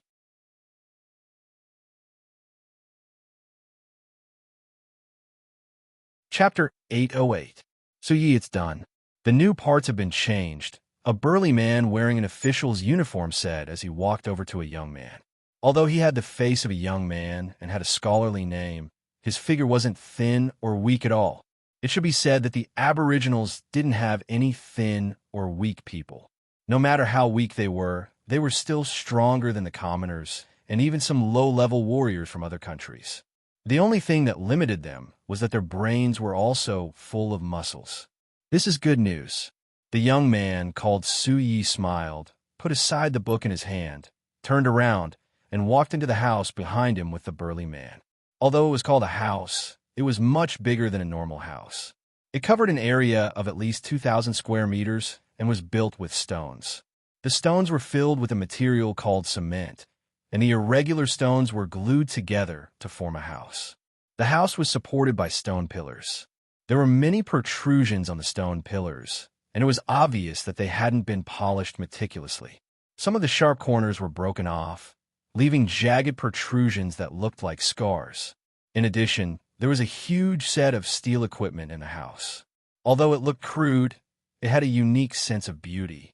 Huge rivets were embedded in it, and there were also rows of pipes. It was full of a steampunk style. If Rinpochian saw it, he definitely wouldn't be able to recognize that it was designed by himself.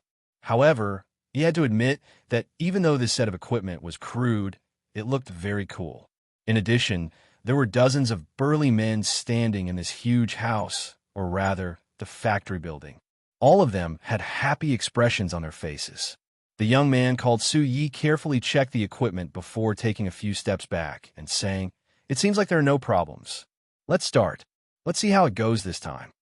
After 2 hours, thick black smoke was emitted from the chimney above the factory building, following which a rhythmic roar resounded in the factory building, as if huge pieces of steel were colliding with each other. In the distance, some emaciated prisoners of war with faces full of suffering were carrying shoulder poles with both ends filled with heavy oars. They were staggering toward a certain place where the oars were stored. When they heard the loud roar, they raised their heads and looked at the place where they were forbidden to approach. They didn't know what was going on inside. After a while, Su-Yi looked at the long saber in her hand. It did not have a hilt. Instead, the hilt was just an iron rod, waiting to be fitted with a real hilt. There was no sharpened edge, and there was no danger when one touched it with their fingers. It didn't even have the beautiful overlapping patterns on handmade swords. There were only rough and ugly suppression patterns. However, the shape of this blade was completely molded by a grinding tool, and after cooling, it was forged by a huge mechanical hammer. An ordinary craftsman could make at most 2 or 3 saber embryos a day.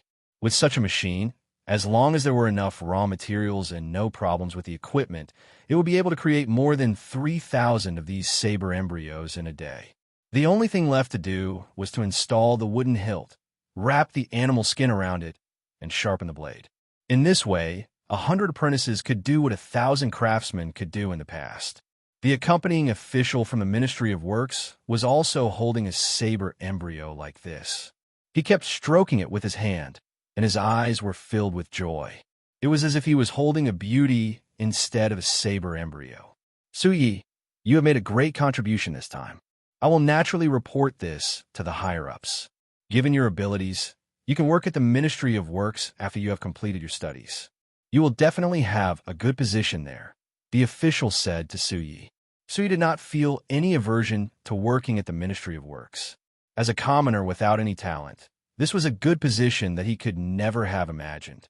However, he had not even graduated yet, and such a position was already within his grasp.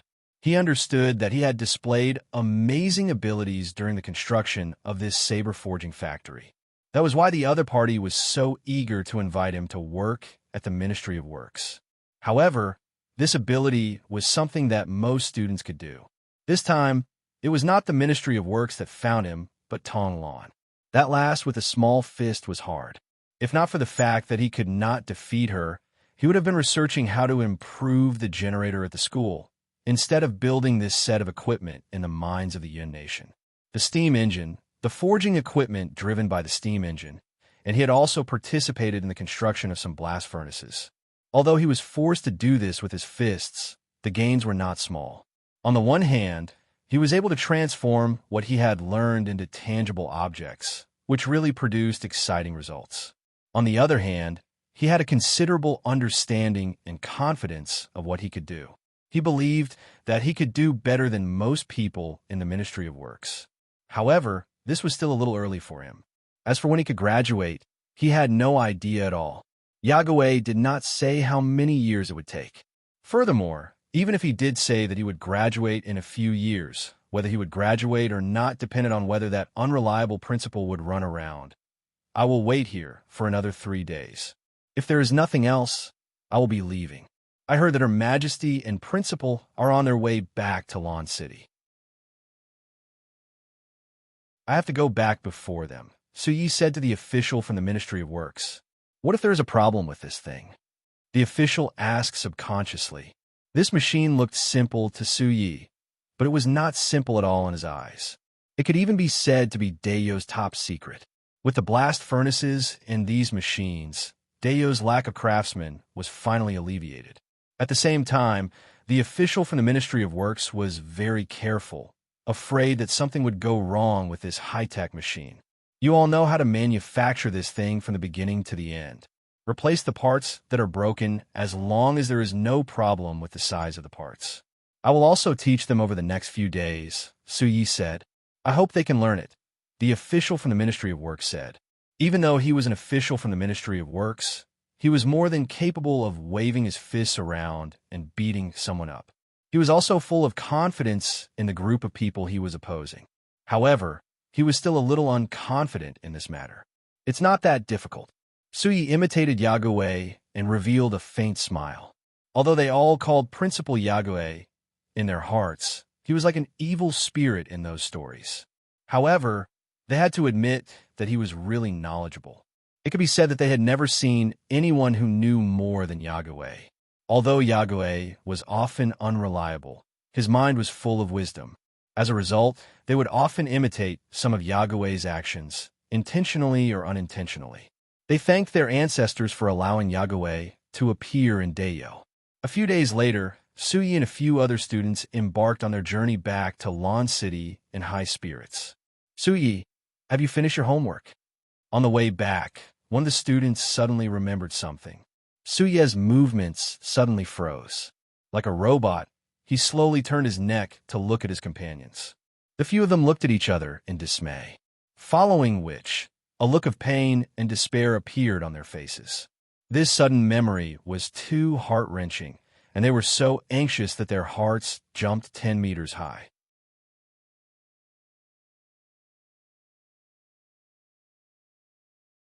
Chapter 809. At this time, Rinpochian was running and jumping in the forest. From time to time, he would see bricks floating in the air without any support. When he hit it with his head, which was wearing a helmet, the bricks would shatter, and his head could feel the impact of hitting a heavy object. After smashing a brick, there was a turtle crawling toward him on the ground in front of him. It seemed to be about the same size and speed as him, and its crawling speed wasn't slow either. Rinpochian nimbly turned in the air, stepped on the back of the turtle, and continued to run forward. In front of him was an endless sea of turtles, as if he had encountered an army of turtles. After a long time, Rinpochian, who had eaten a mushroom and crashed through the army of turtles, took off his helmet and smacked his lips as if he hadn't had enough. Very interesting. I didn't expect you to come up with such an interesting thing. This is just Super Mario. A researcher in a white coat said calmly with joy on his face.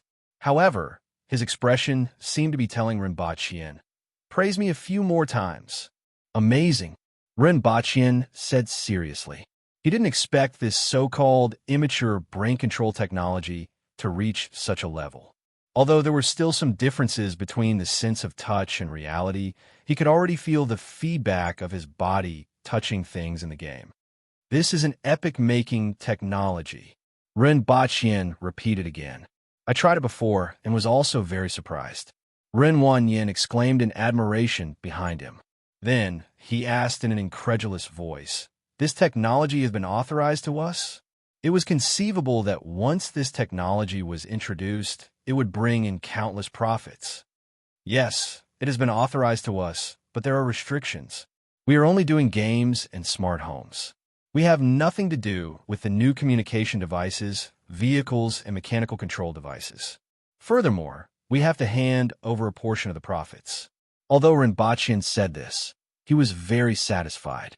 Although many things were still in the hands of the country because they involved too many areas, the little that leaked out was enough for him to become one of the top tycoons in this world. Although his focus was on Dayo, the foundation of this world was also of great value. You can recruit some people, come up with a good plan, and create a real second world. With this technology, even a pile of sh*t can make people enjoy it so much that they forget to leave. "But I really don't want to make a pile of shit." Rinpoche turned his head and said. In the past, he had also read many online games and wondered if he could experience the world in the novels. He didn't expect this technology to appear so soon, and it was in his hands. "Got it. I will definitely work hard," Rinpoche said with an excited expression.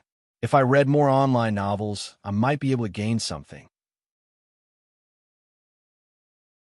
Rinpoche nodded his head and turned to look at Yang Senator. That fellow was grinning so widely that his front teeth were exposed.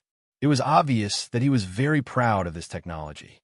Although the laboratory was managed by someone else, it was under his department, so he couldn't get away from it. Then, he looked at a few new research results. At that time, in the cooperation with the country, he had the right to know about the research based on the things he brought back. At this moment, it seemed that the right to know had played its due role. For example, the metal growth technology. The laboratory had already researched how to grow some rare metals. It was also an epic-making technology. Unfortunately, there was also a huge flaw. The grown parts could only last for 3 days before collapsing. After walking around the laboratory, Rinpoche wanted to leave. Yang Sun stepped forward and said, "Mr. Rin, there's one more thing I want to talk to you about." "Oh." Rinpoche was a little suspicious. He thought for a while and said to Rinpoche, "Wait for me outside." "Okay." Rinpoche nodded. When he arrived at Yang Sen's office, Rinpoche sat on the sofa. The sofa emitted a heavy sound, which made Yang Sen's eyes twitch. He wondered if he should change to a sturdier sofa. "Speak," Rinpoche said. "It's about that Zhou Qinyan." Yang San sat on another sofa and took out a cigarette. Rinpoche thought for 3 seconds before remembering who it was. "There's a follow-up?" Yang Sen nodded. "The spy disappeared for half a year. Now, the U.S. intelligence agency has sent someone to contact her again." Rinpoche looked at Yang Sun and waited for him to continue. "The other party obtained a hard drive from her. We don't know what's inside the hard drive, but it must be valuable," Yang Sun said. He also couldn't figure out what information Zhou Qinyan obtained from Rinpoche. However, no matter what it was, it couldn't be obtained by the U.S. "You just watched them take the hard drive from her?" Rinpoche asked. Then, he asked doubtfully, why didn't they send it over the internet, but instead use something like a hard drive? "Her computer and mobile phone are under our control. If we discovered these things, she definitely wouldn't have the opportunity to send them out. Even if she wanted to borrow other tools, she wouldn't have the opportunity. She might not know this, but she's very cautious," Yang Sun said. As for why he watched the spy take the information from her, he didn't answer. However, Rinpoche guessed it quickly. "You used her to fish, but the fish ran away?" Although Yang Sun tried his best to hide it, he looked a little embarrassed. "It didn't run away. It's still under our control. It's just that we want to dig deeper along this line. Can you really catch it?" Rinpoche was a little doubtful. Don't underestimate the power of the country, Yang Sun said solemnly. The country had taken that step and had now trained many experts. Some of these experts were originally from intelligence agents or security departments. If they were released, they would be even more 007 than 007. They were simply the saints of 007, and those foreign intelligence agents couldn't be compared to them. Although they had neglected this at the beginning, now that they had mobilized those people, the other party definitely wouldn't have another chance. Rinpoche spread his hands and asked, "Then why are you telling me all this? Zhou Qingyun has already violated the law." Yang Sun continued with a righteous face. "Then you guys can deal with it," Rinpoche said indifferently. "Since Mr. Run has such an attitude, then it's easy to deal with it." Yang Sun was really afraid that Rinpoche would have other ideas because of this matter. After all, he had already given the right to deal with it to Rinpoche. If he went back and arrested her, it would easily make the other party unhappy. Even if Rinpoche didn't care about this matter, Ren Wanyin was his younger brother, and they had a good relationship. Yang Sun didn't want this matter to have any negative effects. "What will you do if you catch her?" Rinpoche asked curiously. He was asking this question on behalf of Ren Wanyin. Article 110 of the criminal law stipulates that anyone who commits any of the following acts of espionage that endanger national security shall be sentenced to imprisonment of more than 10 years or life imprisonment. If the circumstances are relatively minor, he shall be sentenced to imprisonment of more than 3 years and less than 10 years. 1. Joining an espionage organization or accepting a mission from an espionage organization or its agent wink with a frown. 2. Directing the enemy to bombard a target. Article 113 among the crimes of endangering national security mentioned in this chapter, except for the second paragraph of Article 103, Article 105, Article 107, and Article 109, those who cause serious harm to the country and the people and the circumstances are especially abominable may be sentenced to death. Yang Sun recited the legal provisions to Rinpoche with a stern look of justice. Put it simply, Rinpoche said, based on her crime, she will probably be sentenced to imprisonment of more than 10 years, Yang Sun said concisely. Oh, Rinpoche looked pensive. Mr. Rin, what do you think? Yang Sun saw Rinpoche's expression and asked directly. He had long realized that it was better to ask directly than to beat around the bush. Most of the time, Rinpoche would answer directly. Nothing. Rinpoche shook his head. Although he felt that the legal sentence was a little lenient, according to his opinion, it was a good choice to use her to grow flowers. However, this was Earth, and the country was governed by law. It wasn't like Deo, where apart from the basic laws, the country was governed by individual will. She was just an insignificant person, and he could deal with her however he wanted. Whether it was to use her to grow flowers or to sentence her to death, he didn't care even if she was released. This was because she was really like an ant in his eyes and couldn't even bite him. He didn't think that she had anything important in her hands. Even if she did, it was only because she felt that it was important. The information wasn't equal, and it was easy for her to have this kind of misconception. That's it then. You can deal with her however you want. Rinpoche stood up. He knew the purpose of the other party telling him this, and had also expressed his attitude. Since she was insignificant, it was better to let the law deal with her. On the way back, Ren Wanyin asked curiously, "Brother, did Director Yang look for you?" "It's a small matter," Rinpoche said faintly. There was no need to tell Ren Wanyin about this. However, he would find out sooner or later. This was also the content of that lesson.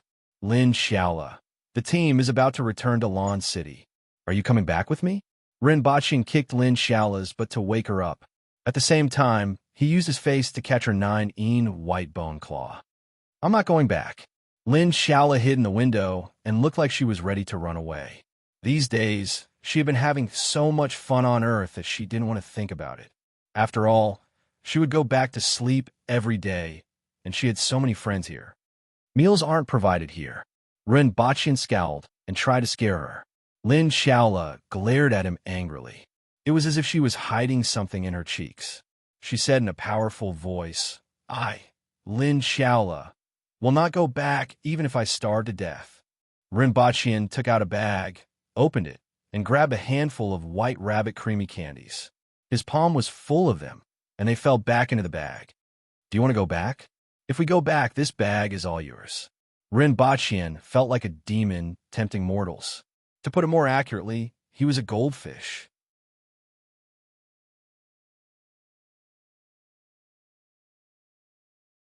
Chapter 810.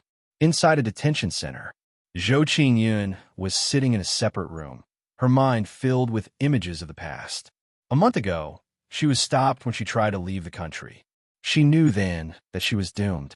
She had been afraid and regretful for the past month. Finally, she could only imagine the unfortunate looks of those people after the news was spread. This imagination gave her inner strength. The footsteps of the prison guards stopped in front of the iron gate. Then, a woman looked into the room and said, "Zhou Qingyun, someone wants to see you." Zhou Qingyun was stunned. It had been a month, and no one had come to see her. If her family knew that she was here, they would definitely come to see her. There was only one possibility left. Her family had been stopped and couldn't see her. She knew what crime she had committed. The first time, she was still lucky, but the second time, she didn't believe that anyone would forgive her. Until she saw that man in the meeting room. He was thinner than before, his beard was longer, and he looked more haggard. Such a thought flashed through her mind, and then she suppressed it at the bottom of her heart. A cold expression appeared on her face. "You want to see what I have become? Now, your wish has been fulfilled."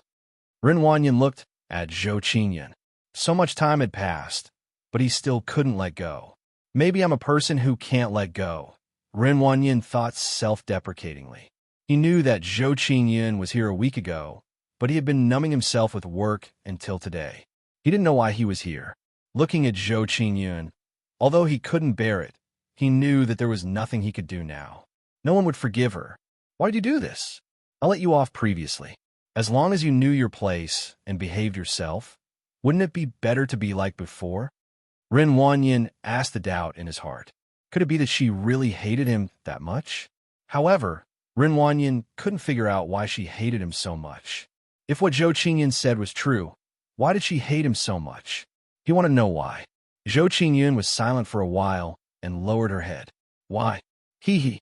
Without Ren Wanyan, she wouldn't have been able to access the martial arts of the military and the police system.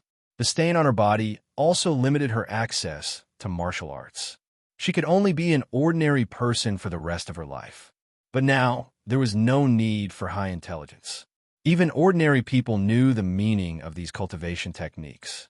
Today, there was an internet celebrity who often shared his experiences in martial arts on the internet. He already had the strength of 500 kilograms. 2 years ago, he was just an ordinary person with the strength of 100 kilograms. Although most people couldn't reach his level, they were still much stronger than before. It had only been 2 years, and it was already like this. What about 10 or 20 years later? The world was about to change. Who would be willing to be an ordinary person at such a time? Furthermore, she also guessed that Rinpoche would be the first to know about these martial arts. It could be seen from the people around him. Under such circumstances, she was not willing to become an ordinary person no matter what. However, with such a stain on her, there was nothing she could do in the country. She could only look for another direction. For example, from the United States, who had obtained the information. After all, this information flowed from his own hands to their hands. Perhaps he could even enter their intelligence department? In that case, the possibility of obtaining a cultivation technique would be even greater. Although China is the world's second largest economy and can overtake Citigroup anytime, Citigroup still has an advantage in terms of technology. Zhou Qingyun believed that as long as they obtained more information, they would definitely be able to come up with a cultivation technique. Therefore, she could only choose this way. She wasn't wrong.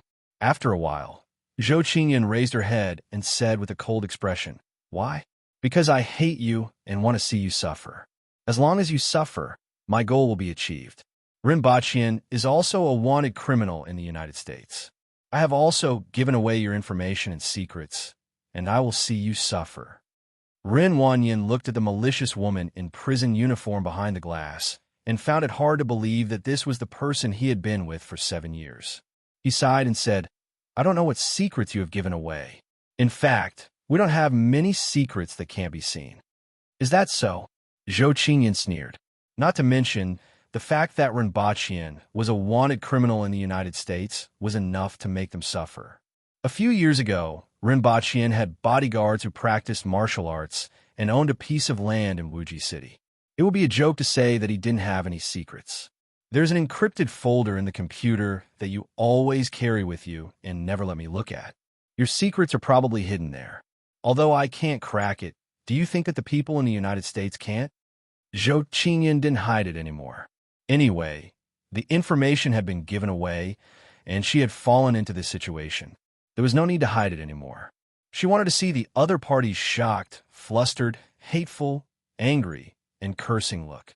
This made her feel a little happy. More than 300 gigabytes of information. You really have a lot of secrets. Zhou Qingyan sneered happily. Zhou Qingyan's gaze was fixed on Ren Wanyin's face, and as she expected, she saw the shock on his face. However, it was only shock. The expected panic, hatred, and anger didn't appear. This made her feel a little uncomfortable, as if she had punched the air with all her might, and her heart felt empty. What followed was anger. "How is it? I sold all of your information just to see you suffer. You hid it from me for so long, but you didn't expect to end up like this, did you? How is it? Do you regret letting me go last time? If you had killed me last time, maybe these things would have disappeared forever." Ren Wanyin looked at Zhou Qingyan, who suddenly flew into a rage and looked at him with a provocative expression after she finished speaking. He let out a long sigh. The last thing left in his heart had been personally erased by her. "I don't regret it." Ren Wanyin shook his head. His expression was calm, but a little strange. Upon hearing his words, Zhou Qingyan became angry again. "Ridiculous. I have never seen someone as ridiculous as you." "I don't regret it," Ren Wanyin said again. He leaned his body against the back of the chair and changed to a more relaxed and comfortable position. "I'll let you go, and I also received redemption from my heart. As for your secret information, I really didn't expect it." Ren Wanyin's expression became very conflicted. "You carry that computer with you every day and never let me touch it. You even hid the folder and encrypted it. You didn't expect me to have the chance to copy it, did you?" Zhou Qingyan seemed to have succeeded in her revenge. Waves of pleasure surged from the bottom of her heart and stimulated her brain. "Yes, you copied more than 300 gigabytes of my collection."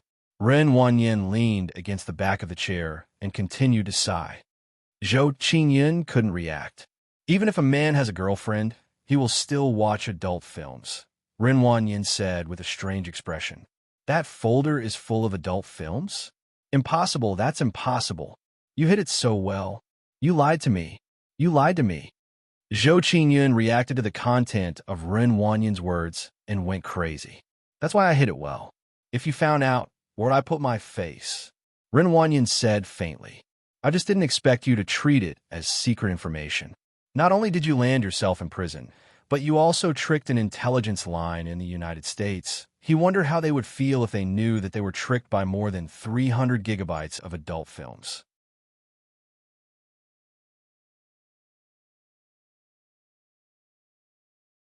Chapter 8:11. Luoxiao Manor in the Yun Nation was located at the foot of Luoxiao Mountain and next to Luoxiao Lake. It covered an area of 100 acres. The manor master, Lu Rufeng, was generous and generous. He helped the needy and made friends all over the country. He was also an earth wheel expert and was quite famous in the Yun Nation. At night, a storm struck and enveloped the entire manor. It was dark inside the manor while the wind howled outside. From time to time, trees were uprooted and crashed into the manor. A few rays of sword light flashed through the night and crashed into the trees in the manor. They flew in the air and hit the manor. A few disciples sheathed their swords and retreated behind the wall against the fierce wind. Here, the wind was slightly weaker. If there was no shelter, the wind could blow people away. "There hasn't been such a strong wind in several years," one of the disciples muttered. Another disciple was full of resentment. Those barbarians have angered the gods. They won't have a good ending. The disciple who spoke earlier was silent. It was hard to say how the wind would affect the barbarians, but the crops would probably be destroyed. It was unknown how many people would become homeless this year. In a room in the manor, 3 men sat around a table. The wind was howling outside, and the candlelight in the room was flickering, just like the current situation in the Yun Nation. One of the men was in his 40s. He had smooth skin and a wisp of beard on his chin. He looked worried. This man was Lu Rufeng. Of the other 2, one was in his 40s. He was tall and was called Su Ping. The other was in his 60s. He had a sage-like appearance and was called Gao Yishan. Su Ping slammed the table and said, "That bunch of cowards, Su Hu." Their words sounded better than anyone else's, but they were scared out of their wits by the barbarians and ran away. Lu Rufeng sighed and shook his head. Those barbarians are too strong. Even the weakest among them is at the man-wheel level, and they are considered the backbone of an ordinary sect. Only 1 in 100 ordinary people can reach this level. However, in the barbarian army, they are only the most ordinary soldiers. The heavens are unfair. Why do they love them so much? Shanin, Zbi, Songyang, and Shuwan only have 500 barbarian soldiers in each city. However, as soon as they found traces of the volunteer army, they were immediately wiped out. Tens of thousands of people died in their hands, and countless civilians were implicated. Now that the Yun Nation is in a precarious situation, I don't know if we can clear the dark clouds. Su Ping's face was full of sorrow. Where's the Yun Nation? Hundreds of cities had either surrendered or perished. Jin Shang had been captured, Zheng Xingmian had self-immolated, and many of the sects that had tried to assassinate the surrendered city lords had been annihilated. Those aristocratic families, wealthy merchants, and those with integrity who are unwilling to submit to the barbarians have all fled to Great Xia. Only we, the rats in the sewers, are left to drag out an ignoble existence. Lu Rufeng remained silent. How could they not know that the Yun Nation had fallen? He just didn't dare to think about it. He didn't want to think about it. It's impossible to fight those barbarians head-on. The difference in strength is too great, Gao Yishan said. Are we going to be like those city lords who surrendered? Su Ping glared at Gao Yishan. Are you going to let the barbarians do whatever they want? Don't be impatient, let me finish. Gao Yishan didn't care about his attitude at all. As he pondered, he said, "Now, there are 100,000 barbarian soldiers in the Yun Nation. Zidonglai divided the Yun Nation into 5 districts. Each district has 15,000 soldiers, and each city has 500 soldiers. The remaining 10,000 soldiers are divided into 4 armies to destroy the revolutionary armies and sects that have the intention of resisting. This means that there are a total of 20 armies with 2,500 barbarian soldiers active in the Yun Nation. In each barbarian army, there are about 100 Earthwheel experts, and the rest are at the man-wheel level. They are even stronger than ordinary man-wheel experts. Previously, when the Yun Nation fought with the barbarian soldiers, we needed at least 10 times the number of soldiers to contend with them. Now, the revolutionary armies are made up of ordinary people who haven't undergone much training, and there are only a few experts among them. Under such circumstances, we have no chance of defeating any of the barbarian armies.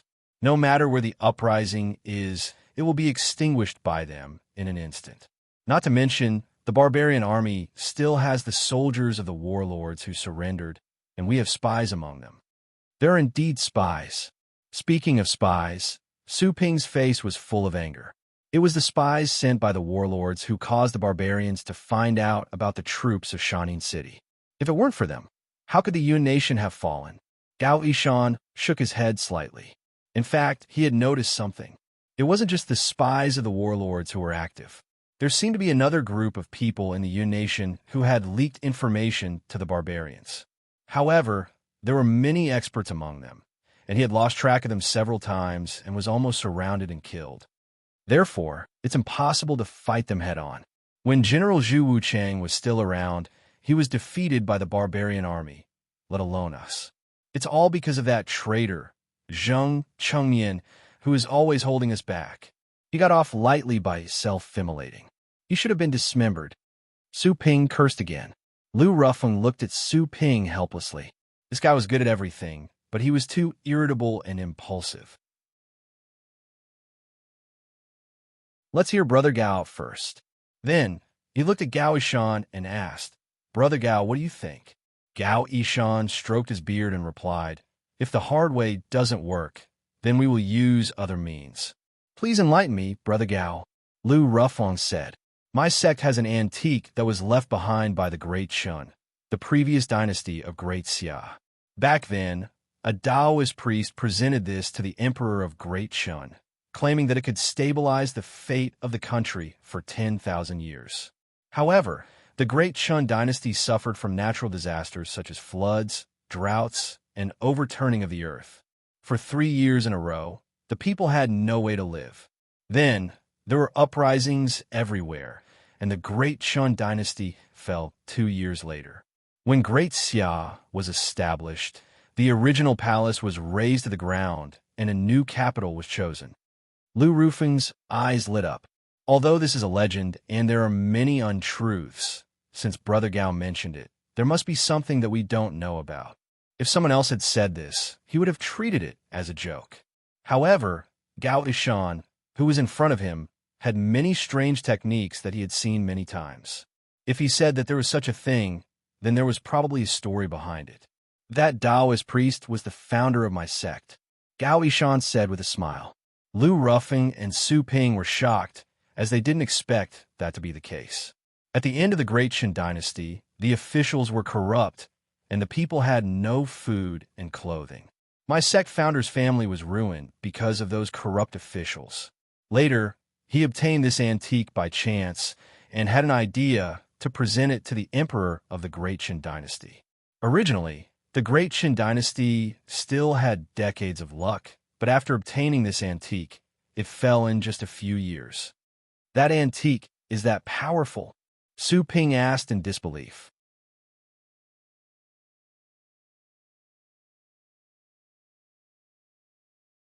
Chapter 8:12. Upon hearing this, the other two people pondered. The history of the ancient times had indeed been cut off. Occasionally, there would be magical weapons or martial arts left behind from the ancient times. Only then would people know that the experts of the ancient times were incomparable to the current practitioners. There were countless rare treasures and powerful martial arts. Many supernatural novels were based on people's guesses about the history of the ancient times. Unfortunately, for some unknown reason, there wasn't much information about the ancient times. Occasionally, there would be some gains in some ancient tombs or other places that were rarely visited by humans. However, from those martial arts, it was known that there were written inheritances in the ancient times. Therefore, many people suspected that there was a great change that cut off the history. Unfortunately, people nowadays could only guess. However, it was a fact that antiques from the ancient times often had extremely powerful effects. Who's going to do this? Lan City is full of hidden talents, and Qi Zixiao is a world-class expert. Even a spirit wheel expert might not be able to deliver this to the Dayo Palace. Besides, this antique can't just be placed in any random place, right? Lu Ruofeng muttered. Qi Zixiao is getting married in a few months, and some of the warlords of the Yun Nation will take this opportunity to go to Lan City to meet her. I can take this opportunity to sneak in and find a chance to present this antique to her. If they are exposed, they will be exterminated. Do they have the guts to do so? Lu Ruofeng asked. I have helped the warlord of Suncreed City before, and he doesn't know my identity. If I suggest going with him, it should be possible. Gao Yishan stroked his beard and laughed. Lu Ruofeng looked at Gao Yishan with admiration. In any case, the risk of going deep into the tiger's den wasn't small. If they were discovered, they would definitely die. Just as he was about to speak, he suddenly heard other sounds mixed with the wind. The three of them listened carefully, and their expressions changed. It's barbarian soldiers. Why are they here in such windy weather? Lu Ruofeng got up and moved the mechanism in the corner of the room, revealing a secret passage. Both of you, leave this place quickly. Brother Lu, Song Ping stood in front of the secret passage and saw that Lu Ruofeng had no intention of leaving. My whole family is here, and I'm afraid we won't be able to escape. I can't let them be lonely on the road. Lu Ruofeng smiled. Forgive me for being selfish, but whether the Yun nation can be revived in the future depends on all of you. Su Ping and Gao Yishan's eyes were bloodshot, and a surge of blood qi surged in their chests. 10 minutes ago, a team of several hundred people was hiding under a hill. Everyone was trying their best to stick close to the ground to stabilize themselves.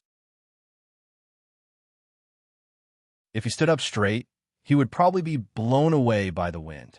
Damn, the wind in the Yun nation is really strong. A burly man in leather armor cursed. He had never seen such a strong wind in Dayo. How do the people in this place live?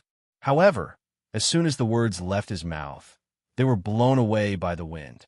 The sound was barely audible. The Luoxia Manor is just ahead.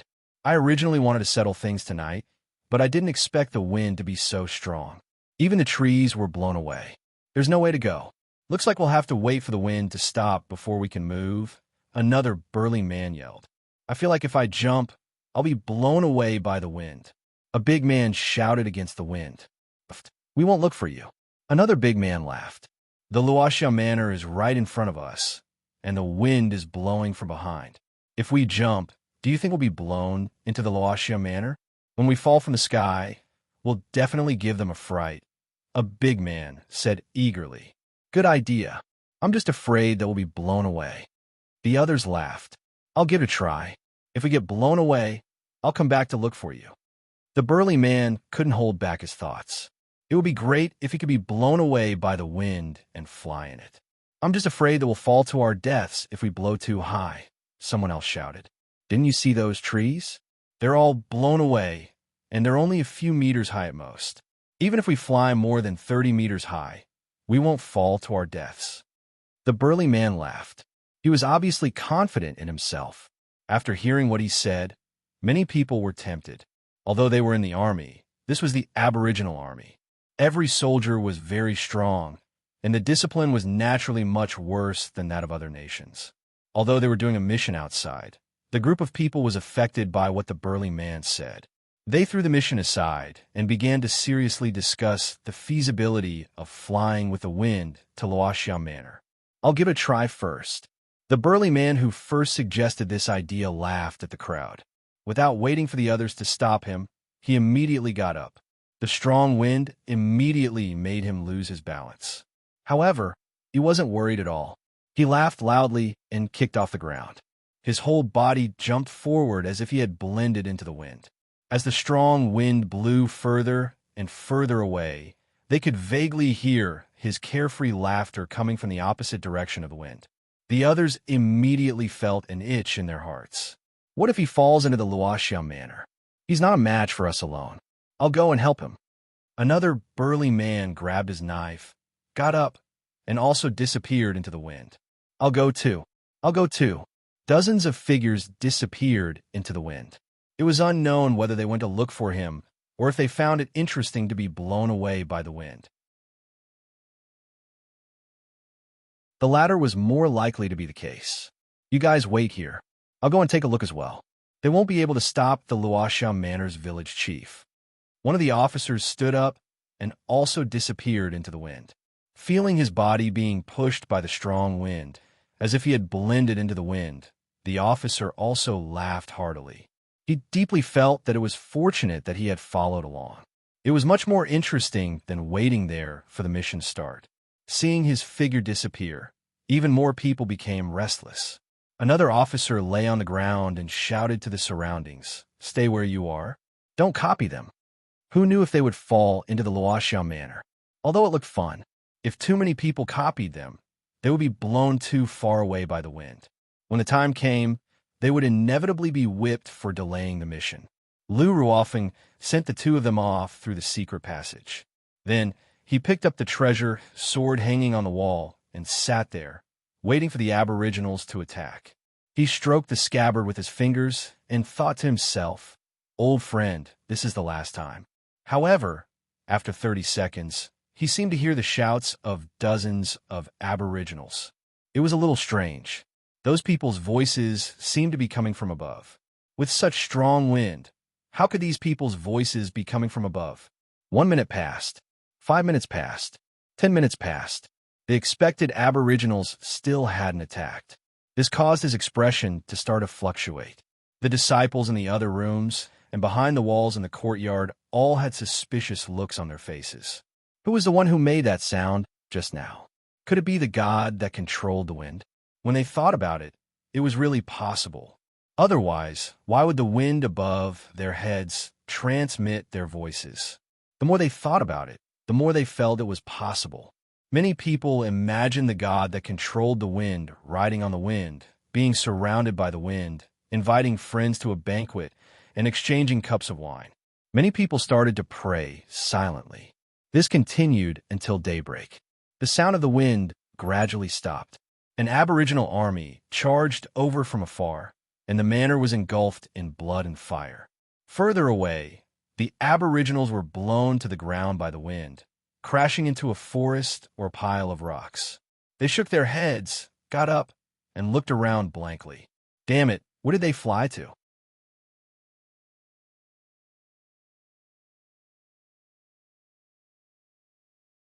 Chapter 8:13. In this dark space, one couldn't tell up from down, left from right, far from near, and couldn't see the boundaries. There wasn't even a concept of time. However, a fireball was suspended there at this time, emitting light and making the space more lively. In addition, there were a few masses of gas moving around the fireball. The gas itself was also changing and seemed to be shrinking inward. Rin Bachien observed this space for a moment and knew that it would take some time for the other planets to form. This was Rin Bachien's sea of knowledge. On that day, Rin Bachien shrank everything in his sea of knowledge into a singularity. After the explosion, countless invisible cosmic dust was ejected into the entire sea of knowledge. Rin Bachien didn't know whether it was cosmic dust or something in his sea of knowledge. He didn't even know whether it was material or divine sense. However, this was in the sea of knowledge, and Rin Bachien felt that it was more likely to be divine sense. Subsequently, those invisible particles began to move, collide, and fuse, gradually forming a nebula. After a few days, the movement and collision of those materials gradually began to change this nebula. The appearance of a few gravitational points caused everything in the nebula to move closer in several directions. Some of them transformed into this fireball, or rather, stars. Other gases also formed a few masses of gas. According to Rin Bachien's observation, the other few masses of gas were forming planets. This filled Rin Bachien with amazement. After all, the experience of creating a universe in one sea of knowledge and observing how it was formed was too novel. He didn't know if the real universe was formed in this way. However, Rin Bachien felt that the possibility was very high. At least from the eruption of the singularity to the formation of the planets, there didn't seem to be any problems. What he wanted to know now was what this universe in his sea of knowledge could bring him. It couldn't be that it would just erupt for nothing, right? It seemed like he had to wait for those planets to form before slowly exploring it. Rin Bachien withdrew his divine sense from his sea of knowledge and opened his eyes. He could already see the towering city walls on the distant horizon. Lan City, I'm finally back. Rin Bachien sighed softly and turned to look around. When he left, there were less than 1,000 people, but when he returned, there were nearly 3,000. More than 2,000 of them were new winged cavalry warriors. However, the original winged cavalry warriors were reduced by 200 after the trip to the 60,000 mountains. It had to be said that this was an extremely risky job. It had only been a short span of 3 years, from 1,500 to only 400 people had died. He didn't know if it was because he was too unlucky or they were too unlucky, but it seemed that ever since he came, they had died very quickly. One had to know that from the Empress's ascension to the throne until Rin Bachien's arrival, the winged cavalry had suffered very few casualties in the past 7 years. Then, he went with the flow, unable to bear to look back, recalling the glorious years of the past. At the thought of this, Rinpoche sighed. It seemed that it was all the beechee's fault since the first time he saw it. Sometimes it was a natural disaster, but more often it was a man-made disaster. One thing after another, it was very strange.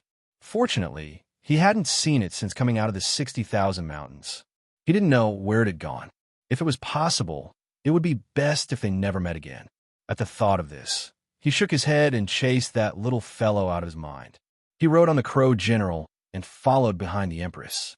On this trip, he had brought back the Crow General and the Roaring Emperor. He was prepared to bring the Roaring Emperor to the imperial court if anyone quarreled with him in the future. He would definitely give those big shots a big surprise. After walking for another 2 hours, they finally saw the city gate clearly and saw a group of people waiting outside. When the people outside the city gate saw the return of the Empress's entourage, their tensed faces finally relaxed a little. Her Majesty had been out for too long this time. She had been gone for more than a year. However, when the entourage got closer, everyone tensed up again and looked serious. When the entourage stopped and split into 2 sides, the Empress's imperial chariot arrived at the front. Everyone stepped forward and greeted, "We welcome your Majesty." Hong Luan lifted the curtain and revealed the Empress, who was lying inside. She glanced at the people outside, sat up, and said faintly, "Thank you for your hard work during this period. Let's go back to the palace first." "Yes. When we enter the city later, be shorter," Rinpoche said as he patted the Crow General's back. The Crow General was a little tall. Its head was 4 meters tall, and its back was more than 2 meters tall. When it sat on its back, it was much taller than the Empress who was in the imperial chariot. It was fine when they were outside, and no one cared about this. However, when they entered the city, Rinpoche felt that it was better to keep a low profile. Low profile equals shorter. The Crow General twisted its head and was dumbfounded. "Why am I shorter?" "For example, walk while squatting," Rinpoche suggested. The Crow General was confused when it heard this. "I'm already happy enough that I'm your mount, but I still have to squat while walking? Isn't it too much to ask a bird to squat while walking? I don't have such a function." The process of entering the city attracted many onlookers. The Aboriginals were even more interested in watching a show than the Chinese. Moreover, the Empress had been gone for a year. She had never been away for so long before. The longest she had been away was when she went to Tianjin Basin, went to the north to fight Great Xia, and then went to Great Xia with Rinpoche. Thinking about it, it seemed that all of these times had something to do with Rinpoche. Many people inexplicably thought of this and looked at Rinpoche with a strange gaze. It was as if Rinpoche had abducted the Empress. Of course, this seemed to be the case. However, it wasn't only Rinpoche who attracted everyone's attention, but also the big bird that he was riding on. Everyone could feel the oppressive aura coming from the giant bird, as if it was facing the ministers of the imperial court. This made many people's faces change. Was the bird that Rinpoche was riding on only a cardinal heaven-level beast? In Lan City, apart from the Empress's Qi Shui, the only other beast of this level was the big bird that Rinpoche was riding on. The only thing that puzzled everyone was that the big bird had shrunk its neck and lowered its body. A cardinal heaven-level beast was walking like an old hen. The Crow General had a backpack on its back that contained the Roaring Emperor. It was poking its head out to look around. The Roaring Emperor was very close to people, so it wasn't afraid to see so many people. Its eyes were full of curiosity as it wondered if it should roar to make its presence known. Before it could figure it out, Rinpoche's big hand descended from the sky and pressed into the backpack. After entering the palace, the Empress used the excuse that she was tired from the long journey and that she would talk about it in court the next day. She then turned around and returned to her quarters. The others had no choice but to suppress their thoughts and disperse. Rinpoche returned to Pingle Park and found Tian Tian and Gun Gun, the 2 pandas that were taller than a person when they stood up. He rubbed their faces flat and played a slap game with them. Tian Tian slapped Rinpoche, but Rinpoche dodged it and slapped Tian Tian away. Gun Gun did the same thing. After a while, The two pandas looked at Run Bachien with grievances on their faces, and tears were about to fall. The golden retriever, a baby listening cat, was convulsing with laughter. Then, it jumped onto Run Bachien's shoulder with a peach in its hands and handed it to him. It looked at him anxiously with its pair of small eyes, afraid that he would really take away the peach that was covered in monkey paw prints and saliva. This fellow, Rin Bachien shook the golden retriever off his head in disgust. This fellow was always very good at causing trouble, but it was a pity that it was dishonest and slippery.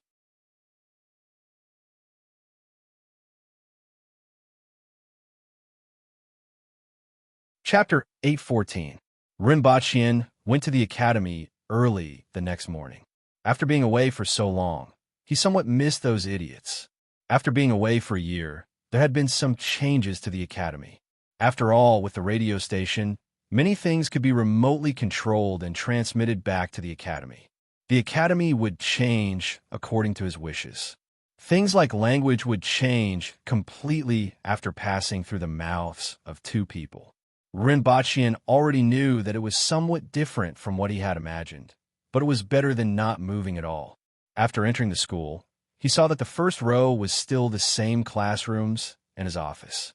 The second row was a row of new buildings, including new classrooms and chemistry laboratories and a library in the corner behind it.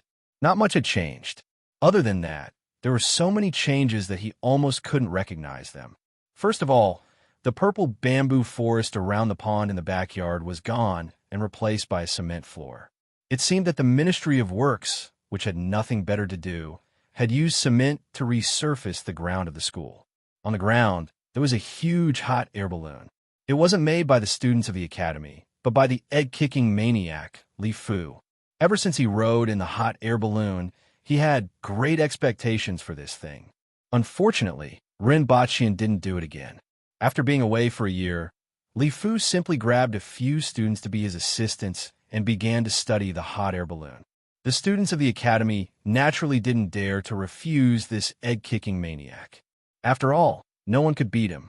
It was useless to call their parents over, and it was very likely that they would get kicked.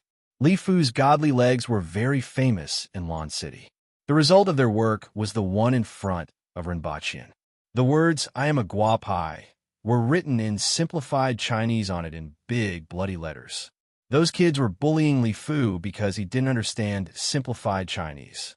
Rin Bachien had always encouraged this method of applying what one had learned and using one's brain to trick the enemy. However, he heard that a few days later, those kids got kicked and had to stay at home for a few days with their legs between their legs. Other than this place, the courtyard walls could no longer be seen. The original location of the courtyard walls was now a tall building like a factory, but the area was much smaller. In fact, this was the academy's craftsman shop. The blacksmith shop, the carpenter shop, the blast furnace, the warehouse, and the assembly room were all located there. From the very beginning, Rin Bachien hoped that the students would be able to quickly master what they had learned through a combination of learning and application, thereby reducing their own burden. Therefore, after the last steam train, the craftsmen did not leave. Instead, they stayed in the academy.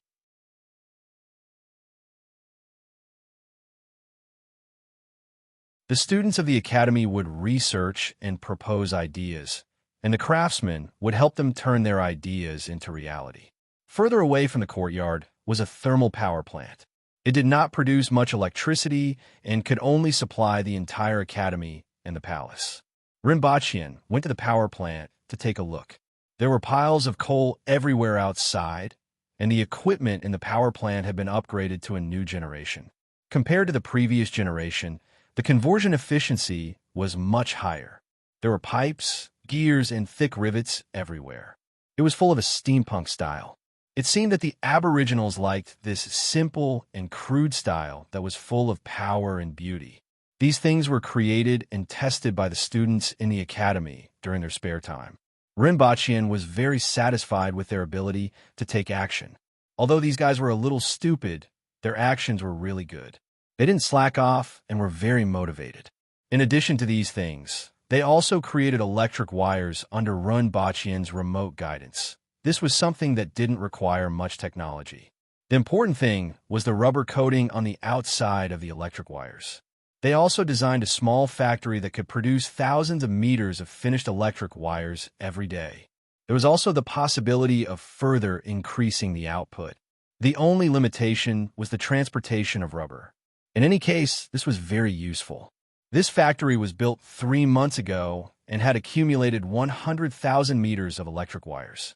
Together with the power plant, it could at least keep most parts of Lawn City dark at night. This was also something that Rinpoche planned to do immediately after his return. Before his wedding with the Empress, he wanted to turn Lawn City into a city that never slept. After touring the power plant, Rinpoche went straight back to the front courtyard. There were already students coming in one after another. After seeing him, their eyes lit up. Principal is back. In fact, they already knew yesterday and saw the guards just now. However, when they saw Rinpoche, their spirits were lifted. Although the academy could still carry out teaching after Rinpoche left, the progress was much slower. Mainly, the first year will be taught by robots, and the second year will be taught by senior sisters and robots together. Rinpoche nodded with a serious face. As the principal of an academy, he had to have the imposing manner of a principal. Yagwei is actually here. The next voice made Rinpoche's eyes widen. He already knew that they were scolding him behind his back. However, to shout in front of him, they must be itching for a beating, right? He looked up and saw that it was indeed the little girl, Tonglan. She seemed to be a little taller, but she was still the shortest. She had a delicate little face with baby fat, was dressed in white, and was looking up with her nostrils pointing to the sky. Rinpoche smiled at her, revealing his white teeth. Now that he had mastered his martial arts, it was time for her to be beaten up. Little girl, have you finished your homework? Tonglan's face immediately turned black when she heard this. She looked up to the sky and screamed 3 times, looking like a roaring emperor. Then, she quickly ran back to the classroom to continue doing her homework. Soon after, students arrived one after another. Not only were there familiar students, but there were also some unfamiliar students who were recruited this year. Although Rinpoche was still wandering around the 60,000 mountains with the Empress, he didn't stop recruiting students and was still led by the older students. After all, the things for the first years were simple. With the older students, robots, and teaching materials, there wasn't much of a problem in teaching. Furthermore, many of the older students liked to be teachers, and even the little girl Tonglan would occasionally make a cameo appearance. Of course, this batch of first years used the teaching materials previously used by the older students. However, with Rinpoche's return, they could also use the new teaching materials. The new students looked curiously at Rinpoche, the husband of the Empress and the principal of this academy. This academy was built by him single-handedly. They didn't expect to see him for the first time after such a long time. What made them puzzled was that wasn't he supposed to be a gigolo? Why did he look even fiercer than the adults at home? However, this kind of appearance was in line with the Aboriginals' aesthetic standards. Whether it was the lack of eyebrows or beard, the bald appearance, or the 150 kilograms of body, they all had a favorable impression of him. Rinpoche could see the clock tower in the distance when he looked up. When it was time, he asked someone to close the door and went to the classroom for the third years. Everyone was quite excited to see Rinpoche. However, when Rinpoche opened his mouth, everyone's faces fell. Rinpoche stood behind the lectern, knocked on it, and asked, "Have you all finished your homework?" Then, he looked at everyone's frown or bitter expression and said, "It doesn't matter if you haven't finished your homework." Everyone was shocked. When did Yagwei become so kind? After all, I'm not a devil. Rinpoche laughed. Those who haven't finished your homework, hang it on the flagpole after school and practice for 5 minutes. Then, go home and continue to do your homework. At the same time, you have to write a 10-point test paper. After hearing Rinpoche's words, everyone was no longer happy to see him. All of them stared at him fiercely. You call this not a devil?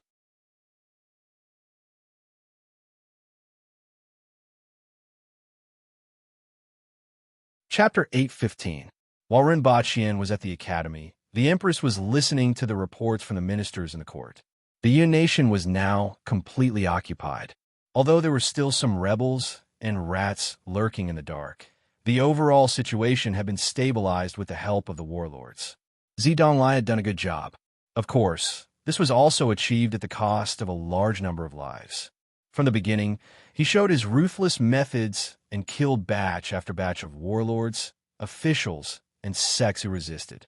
In the early stages, every city that he passed through brought a strong smell of blood. However, as time went on, there were fewer and fewer people who resisted, especially after that batch of warlords surrendered. The Yun nation was quickly destroyed. For a period of time after that, there were people everywhere who wanted to resist after the destruction of the country. In the face of great power, some people were powerless even if they had the heart to do so. After killing a few batches, the number of people who resisted gradually decreased. Moreover, the Empress had been controlling the situation in the Protectorate of the Northeast and didn't specialize in plundering like before. Although it couldn't be said that she didn't do anything dangerous, the impact wasn't too great. As long as they behaved themselves and didn't do anything dangerous, they didn't have to worry about someone rushing into their homes with a knife. In fact, they rarely saw the Aboriginals. The cities were still managed by the people of the Yun nation, but they were under the supervision of the Aboriginals. In fact, many cities didn't even have a change of warlords. There were only 500 burly Aboriginal soldiers in the cities who had the word violence written all over their bodies. However, this had little to do with the Aboriginals. The only people who were truly affected by this disaster were the big shots. As long as they could survive, there weren't many people who wanted to use their thin arms and legs to get close to the Aboriginals.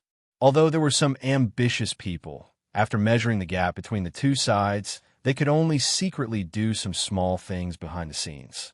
However, with the spies sent by the warlords and the embroidered uniform guard from the rearguard commandery who were getting more and more proficient, these people would be wiped out as long as they exposed themselves. In this way, the Aboriginals' occupation of the entire Yun nation was surprisingly smooth. Now, except for a small number of people with lofty ideals who had lost their countries, most of them could behave themselves. The lofty ideals who had lost their countries had to carefully hide under the search of dozens of Aboriginal troops. In addition to the Yun nation, there were also many internal changes in Dayo. The first was the cement road that connected the Yun nation.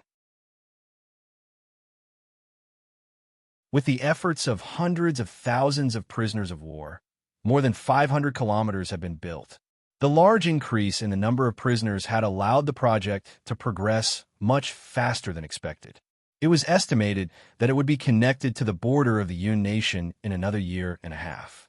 Speaking of this, both the Ministry of Works and the Ministry of Revenue were full of smiles. As long as this road was repaired, the transportation speed would at least double. When that time came, it would be more convenient to manage the Yun nation and transport materials. In addition, in the past few months, with a steady stream of resources being sent back to Dayo from the Yun nation, there was no longer a shortage of salt. There were also many spoils of war, such as cloth on the market. Apart from this, there were now many more ironware in the market. They were all produced by Mount Damo. After satisfying the needs of the army, they finally began to be distributed among the people. This caused the price of ironware in the market to drop significantly. In addition, high-yield crops, such as potatoes and pumpkins, have been promoted throughout the territory of Dayo. These high-yield crops, which could be harvested in 3 to 4 months, were already on the dining tables of ordinary people. This greatly reduced the pressure on Dayo's food supply, and they even began to have some food reserves. Although these reserves were only potatoes and pumpkins, which contained far less energy than meat, there was a large quantity. One mu of land could produce thousands of kilograms of crops, which were cheap and could be eaten in large quantities. Furthermore, eating meat every day would make one sick. Nowadays, stewed meat with potatoes and pumpkin were not bad. They tasted good and weren't as greasy as eating meat alone. There had been a lot of changes over the past year, involving all aspects. Even though it was just a brief explanation, it took the Empress a lot of time to finish listening to it. She had a smile on her face. Overall, everything was progressing in a good direction. Nothing could make the Empress happier than her own people living a good life. In a good mood, the Empress praised all the officials, which was a rare occurrence. After praising everyone, the Empress was in a good mood and casually said, "I saw my brother when I went back this time." Everyone was stunned and didn't know why the Empress suddenly mentioned cheese zitting. They looked at each other and didn't know how to respond. "He's doing well. I invited him back to Lawn City, but he rejected," the Empress continued. This time, everyone was even more afraid to speak. "You don't have to be so cautious. Now, my brother has found a new target." The Empress smiled and looked around the hall. She glanced at Kojahai and then retracted her gaze. This junior elder, who had always felt that cheese zitting was more suitable for the throne, had been very well behaved recently. Although the Empress didn't like him very much, she kept him in the imperial court because of his ability. However, after seeing her brother this time, she had seen through many things and didn't remember Kojahai's petty thoughts anymore. "My brother is very interested in the foreign races in the depths of the 60,000 mountains and is currently searching for their whereabouts." Upon hearing this, everyone immediately perked up and looked at the Empress, wanting to know more about the situation of the foreign races. Previously, when the Empress transferred Shi Wanya away, she had mentioned this, but everyone didn't know the specific situation and was now waiting for the Empress to explain. "I didn't expect there to be so many foreign races in the depths of the 60,000 mountains. I also didn't expect us to come from the other side of the 60,000 mountains. At the same time, I finally guessed the whereabouts of the late emperor." After the Empress finished speaking, everyone couldn't remain calm. "Your Majesty, what did you find in the mountains this time?" The Empress looked at the people below and smiled. She liked to see them turn pale with fright. Before returning, she had discussed this with Renbachian. Today was no longer the time when the human race was chased back. Although the strength of the human race was still lower than before, they had found another way. Sooner or later, they would have to return to the other side of the 60,000 mountains to see what it was like. Both the Empress and Renbachian were full of curiosity about that land. By sharing this information with all the ministers, he could let everyone know where the future lay and let everyone put in all their effort to contribute to the development of Dayo. No matter what they did in the future, as long as it was beneficial to the development of Dayo, there would be fewer obstacles. At the same time, the Empress's establishment of the Barbarian Protectorate and future expansion into the depths of the 60,000 mountains required the support of these officials. In addition, there was another important point, which was the relationship between the Aboriginals and other nations. This would make it easier for these officials to accept the people of other nations. If a ruler treated his officials like his own hands and feet, the officials would treat the ruler like a confidant. If a ruler treated his officials like dogs and horses, the officials would treat the ruler like a fellow countryman. If a ruler treated his officials like dirt, the officials would treat the ruler like an enemy. How the imperial court treated a nation would be reflected back by the nation. Renbachian hoped to subdue the people who weren't aboriginals as much as possible. After all, population was a very important factor in the field of technology. As the Empress recounted her encounter with the herdsmen and the foreign races, as well as some information that Renbachian had obtained from the herdsmen, everyone in the imperial court was stunned.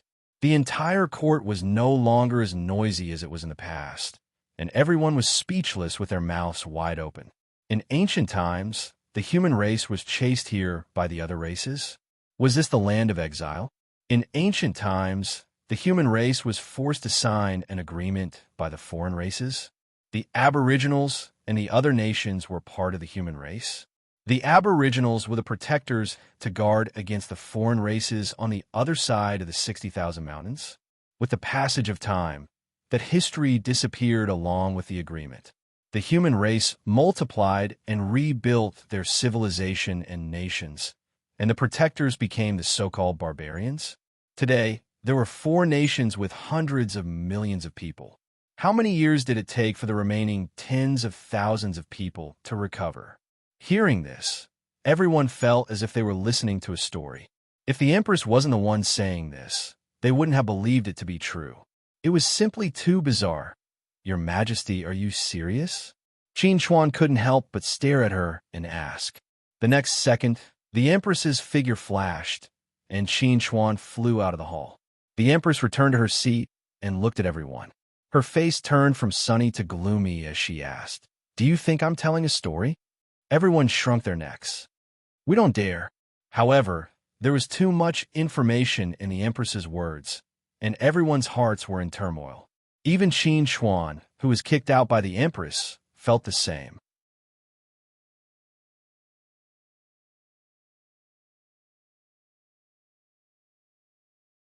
Chapter 816. When Rinpoche went to the Ministry of Works in the afternoon, he suddenly heard a familiar sound that seemed to draw an arc in the air. Rinpoche was all too familiar with this sound, whether it was the content or the instrument. It was majestic. It was the eru. Rinpoche was stunned. In this world, apart from himself, there is only one person who could use this instrument to play this kind of music. He looked toward the source of the sound and saw that it was coming from the open window on the second floor of a restaurant. Before he got close, he heard the sound of cursing coming from the window.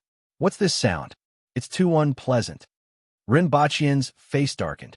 Did they have something to say about my unique skill? In all fairness, this music wasn't unpleasant at all. The jumping notes were like elves and were only slightly inferior to his. To put it bluntly, it was either stupid or bad. Rinpoche didn't go through the main entrance and jumped into the restaurant from the window on the second floor. Thump! The eru made a staccato sound and stopped abruptly. This was because he had bumped into the person playing the eru. Rinpoche felt his knee hit something. He looked down and saw that the girl was already lying on the ground. Even though it's unpleasant, you didn't have to hit her, right? The people who were condemning the sound just now were now condemning Rinpoche. After all, the girl looked delicate and weak. Being kicked in the eyes of others probably wasn't a good feeling. Even though this girl wasn't an Aboriginal, she had seen many Jing tribe people in Lawn City over the past 2 years. At this moment, the Aboriginal people burst out with an unexpected sense of justice. "This is too much. Is this the principal of the Black Bamboo Academy?" Someone recognized him. Even the principal of the Black Bamboo Academy can't hit someone, right? Furthermore, he hit a little girl. Rinpoche didn't know whether to laugh or cry. This situation couldn't be said to be an accident, right? Did he accidentally kick her when he jumped in? He couldn't say that he did it on purpose. The appearance of the Jing tribe people in Lawn City was the result of his hard work. Speaking of which, why was this little girl playing the eru by the window? The person on the ground was his only disciple, Zhang Kaixian. At this time, she was covering her head with one hand and protecting the eru with the other. She was looking at Qin Haodong with tears in her eyes. Her tears were about to fall. She bit her lips and held it in for a long time before she called out weakly, "Master!" She had been waiting in Lawn City for a long time. Previously, she had inquired about his habits in Lawn City. Knowing that he had returned, she deliberately waited here. She couldn't get close to the academy, so he often went to the Ministry of Works. She was prepared to wait here for a few days, but she didn't expect to meet him on the first day. Furthermore, she didn't expect that cheap teacher of hers to be so enthusiastic. He even need her. This was an accident. Rinpoche looked embarrassed. He reached out to pull Zhang Kaixian up and rubbed her head as if he was coaxing a child. "Does it still hurt?" "It hurts." Zhang Kaixian couldn't hold it in anymore, and her tears flowed down as soon as she opened her mouth. Rinpoche's head was about to explode. Those who didn't know better would think that he had done something to her. "You're already a big girl, yet you cry at the drop of a hat." Rinpoche pulled a long face. Zhang Kaixian hugged her eru and sobbed as she said, "You kicked me." Rinpoche turned his head and saw 5 to 6 burly men sitting around the table. They were watching the commotion with great interest. This group of people understood what was said just now. After all, the weakest among them was at the man-wheel level and had sharp ears and eyes. The Aboriginals were straightforward, but they weren't deaf. The reunion of teacher and disciple was an accident. Rinpoche cupped his hands. "Greetings, Principal Run." Someone stood up and cupped his hands. Upon seeing this, the others also stood up. After all, he was the husband of the Empress, and they had to show some respect, especially now that the Black Bamboo Academy had made a name for itself. This group of people didn't have much respect for cultured people. They still respected cultured people who could fight. After all, Ren Baqian defeated a Cardinal Heaven expert several times last year, and even threw a big bomb at the end, which earned him the respect of this group of men. Ren Baqian wasn't in a hurry to go to the Ministry of Works. He pressed Jean Cassian down on a chair and sized her up while waiting for her to stop crying. This girl had grown up a lot in 2 years. Originally, she was still a little inexperienced, but now she was as resplendent as a gem. There were many beautiful women, but there weren't many who could maintain their innocence like her, who were clean and untainted by even a speck of dust. If there was one, Ren Baqian inexplicably thought of the third most powerful expert in the world, Li Yuanzhu. That female Taoist also gave off a clean vibe, but she was calmer than Jean Cassian.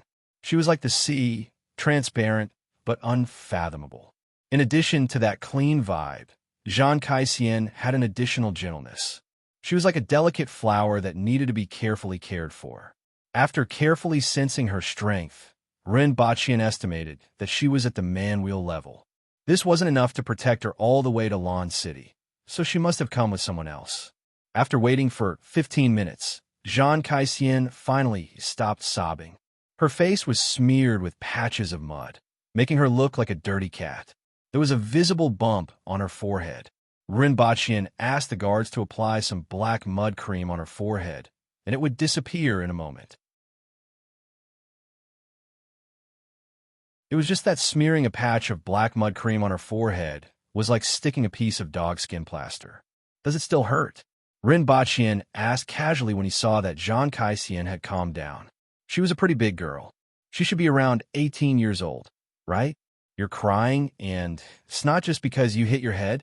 Although he weighed more than 150 kilograms, coupled with the inertia from jumping up from downstairs. All right, he forgave her. It hurts, Jean Cassian replied without hesitation. Ren Baqian felt that he was being rude. Why did she mention this? Why are you here? This time, Jean Cassian could finally answer normally. Master, you are getting married. A lot of people want to give you gifts, so I follow them here. Ren Baqian was a little surprised. There were actually people who wanted to give him gifts. However, it seemed normal after thinking about it. After all, he was still remotely commanding the rear guard commandery. Furthermore, it was thanks to him that the Jing tribe people were able to survive. It was only right for them to give him gifts. Ren Baqian didn't have the intention of being honest and not accepting bribes. This was called affection. However, he was surprised that this cheap disciple of his actually wanted to visit him. Is her mother here? Ren Baqian remembered that her father was still catching rats in the Yun Nation. In that case, she could only follow her mother. Unexpectedly, Jean Cassian shook her head and said, Uncle Zhu accompanied me here. She then explained, he's an uncle from the residence. Now that he's an earthwheel expert, he can accompany me here. Although my mother wanted to come, she couldn't get away. We came with a convoy of more than 100 people, and we didn't encounter any danger. Have you been here for a long time? Ren Baqian asked with a smile. The wedding was originally scheduled for March, but it was already the end of September.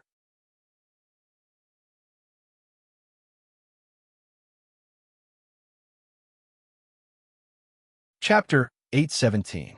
Have you been bullied here? Ren Baqian asked with a smile. Although the Jing tribe was rarely bullied in Lan City, it would still happen sometimes. Fortunately, we live at Jing Street. I heard that you marked out the place for us to live. The people around us are also from Tianjing Basin, so no one bullies us, Jean Cassian replied. Ren Baqian nodded. It seemed that these people went directly to Qing Yun's sword after they arrived. After all, it was one of the 2 remaining spirit wheel experts in Tianjing Basin. The other one was in charge of Tianjing Basin, so they naturally had to pay a visit to him first. Ren Baqian chatted with her for a while and learned about the current situation in Tianjing Basin. Most of it was known from the secret reports from the rearguard commandery, but some was only heard from her. All in all, Tianjin Basin was doing pretty well. At least there were no more wars between the powers, and more than half of the sects had disappeared. The lives of the people were much better now. Seeing that it was almost time, Rinpoche got someone to send her to Jing Street. Uncle Zhu is nearby and will accompany me back, Zhang Kaixian immediately said. Rinpoche estimated that the person accompanying her wouldn't be too far away. He asked the guards and found that someone was indeed stopped below. However, nothing happened, and the guards didn't report to him. Then pay more attention to your safety, Rinpoche said casually. In fact, the public security in Lan City wasn't too bad, even though it seemed very barbaric to outsiders and fights were happening almost all the time on the streets. However, it was usually what are you looking at? Or what's wrong with looking at you? What happened next was natural. With the Jing tribe paving the way, there shouldn't be any problems as long as these people kept a low profile. At least, Rinpoche had never heard of kidnapping women. Master, you kicked me as soon as we met. Zhang Kaixian looked embarrassed. Rinpoche felt a toothache. Why was she talking about this again? I don't blame you, but can you agree to a small request of mine? Zhang Kaixian blinked her eyes and looked at him. What request? Rinpoche raised his eyebrows. They all say that you are very powerful. You built such a tall clock tower and can tell the time at any time. The palace has also become a city that never sleeps. You even defeated a spirit wheel expert. They also say that your school can teach very powerful students. Can I go in and learn from you? Of course, I also want to learn new songs from you. Rinpoche laughed. This wasn't a big problem. As long as he restrained the little bean Sprout Tong Lan and the second year's muscle brain Ju Hua, he would be able to win. You have to ask your mother first. If you want to study at the academy, you have to stay here for a few years. Rinpoche rubbed her head. Thank you, master. Zhang Kaixian immediately beamed with joy. For a moment, the second floor of the restaurant became much brighter. After Rinpoche left the restaurant, a middle-aged man hurriedly came upstairs. He was first surprised by the ointment on Zhang Kaixian's forehead. Then, he sat in front of the table, poured himself a cup of water, smiled, and said, Does Principal Rin still remember you? Zhang Kaixian said happily, Of course. After all, I'm his only disciple. That's good. The middle-aged man's spirits were lifted. Principal Rin even acknowledged the little princess as his disciple, which was a great thing for both the Golden Ring residents and Tianjin Basin. I want to stay here and learn from Master, but Mother has to agree first. Mother will agree, right? Zhang Kaixian rolled her eyes and asked with anticipation, Did Principal Rin agree? The middle-aged man asked first. After getting an affirmative answer, he thought for a while and said, Madam will probably agree, but I have to send her a letter first. I think so too. Zhang Kaixian smiled until her eyes were squinted. She knew that Master still remembered her. It was great to see him again. Master even agreed to learn from her. After seeing him today, the unhappiness that she felt about the wedding between Master and the ruler of Dayo was washed away, even though she was kicked. When Rinpoche arrived at the Ministry of Works, Tong Jinye was already waiting for him. When Rinpoche was staying in the restaurant, he had already sent someone to inform the Ministry of Works. It's rare for Sir Ren to come so late. Tong Jinye laughed at the top of his lungs when he saw Rinpoche. After all, Rinpoche had always been punctual, and this time, he had been here for almost an hour. I met an old friend. Rinpoche smiled and didn't want to talk about it. I heard it's a little girl. Tong Jinye was gossipy, and his eyes were wide open. If Her Majesty finds out, don't let your imagination run wild. Rinpoche really wanted to give him a kick. She's my only disciple. Disciple? Isn't everyone in the academy like that? Tong Jinye was puzzled. In this era, teachers preached and students answer questions. The students in the academy could be said to be Rinpoche's disciples. Whether it was Great Xia, the Yun Nation, or even Dayo's predecessor, the Han Nation, they were all like this. They learned different things. Rinpoche waved his hand and interrupted Tong Jinye's gossip. I'm here to find out how much progress has been made over the past year. After spending the afternoon at the Ministry of Works, Rinpoche understood the current progress. First was the road to the Yun Nation. The progress had reached 40%, which was good news. This 40% progress had already saved some time for travel between the two places. Second was the promotion of high-yield crops, which had finally solved the food crisis. Then, there was the construction of blast furnaces in Dayo and the Yun Nation. At this point, Tong Jinye couldn't help but ask, "When will your batch of students graduate? You must send them to me when the time comes, and I will arrange a good position for them." Over the past 6 months, many new blast furnaces have been built in the mines of Dayo and the Yun Nation, and these students have played a great role. Needless to say, they could also repair the equipment in the glass factory, the forging factory, the canning factory, the soap factory, and the salt well. They could also solve many problems that the craftsmen didn't understand. There were many equipment that the craftsmen couldn't understand even after studying for a long time, but they could figure it out after a few days. There were also trains and the power plant that Tong Jinye knew. Tong Jinye kept an eye on these students every day. He had already decided that if anyone dared to compete with him, he would first teach them a lesson. "It will take at least another year," Ren Baqian said casually. He felt very complicated when he said this. It was as if the unripe cabbage that he had been raising in his field for a long time was going to be taken advantage of by someone else. He wanted the first batch of students to finish the 6-year high school curriculum, but unfortunately, he couldn't wait that long. Currently, Dayo was lacking people everywhere. The Yun Nation was so big that they could only rely on the people of the Yun Nation to govern, because there were no qualified officials. The Ministry of Works lacked technical officials, the Ministry of Revenue lacked officials who knew mathematics, and the Ministry of Appointments, the Ministry of War, the Ministry of Justice, the Ministry of Rights, and even his own Ministry of Commerce were all lacking people. Although his students didn't have much experience, they were at least literate, had basic knowledge of mathematics, physics, and chemistry, and had been nurtured by him for a long time. As long as they worked for a while, they would become the new blood of their respective departments. Compared to other departments, Rinpochian also felt that the Ministry of Works was very suitable for them, but not every disciple liked to deal with machinery every day. At the same time, Rinpochian felt that there was another position that was more suitable for them than the Ministry of Works, being a teacher. There were more than 40 students in this batch. If each of them led a class, there would be more than 40 classes immediately. If each class had 50 students, there would be at least 2,000 students. This was a huge number. Furthermore, in the process of leading the students, they could continue to learn from him. Of course, this depended on their intentions when the time came. Wu Ming didn't have a chapter name. He couldn't think of one. Should it be called Wu Ming?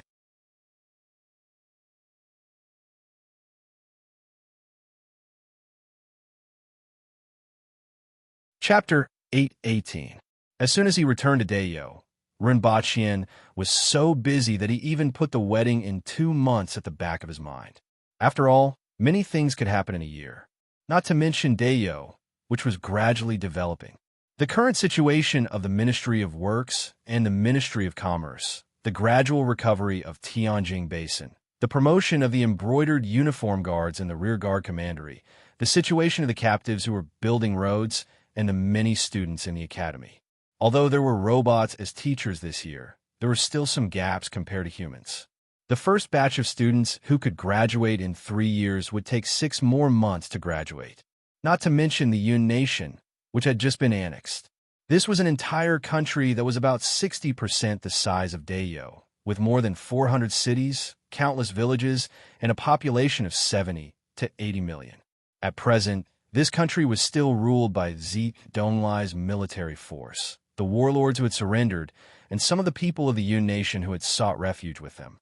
Rinpochian didn't know what those people would turn the Yun Nation into, but one thing was certain: it definitely wouldn't be what he wanted.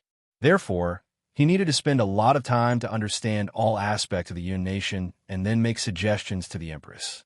Although it was a suggestion, it could basically be implemented. After all, the Empress had no experience in occupying a country, and even the big shots in the court didn't have any.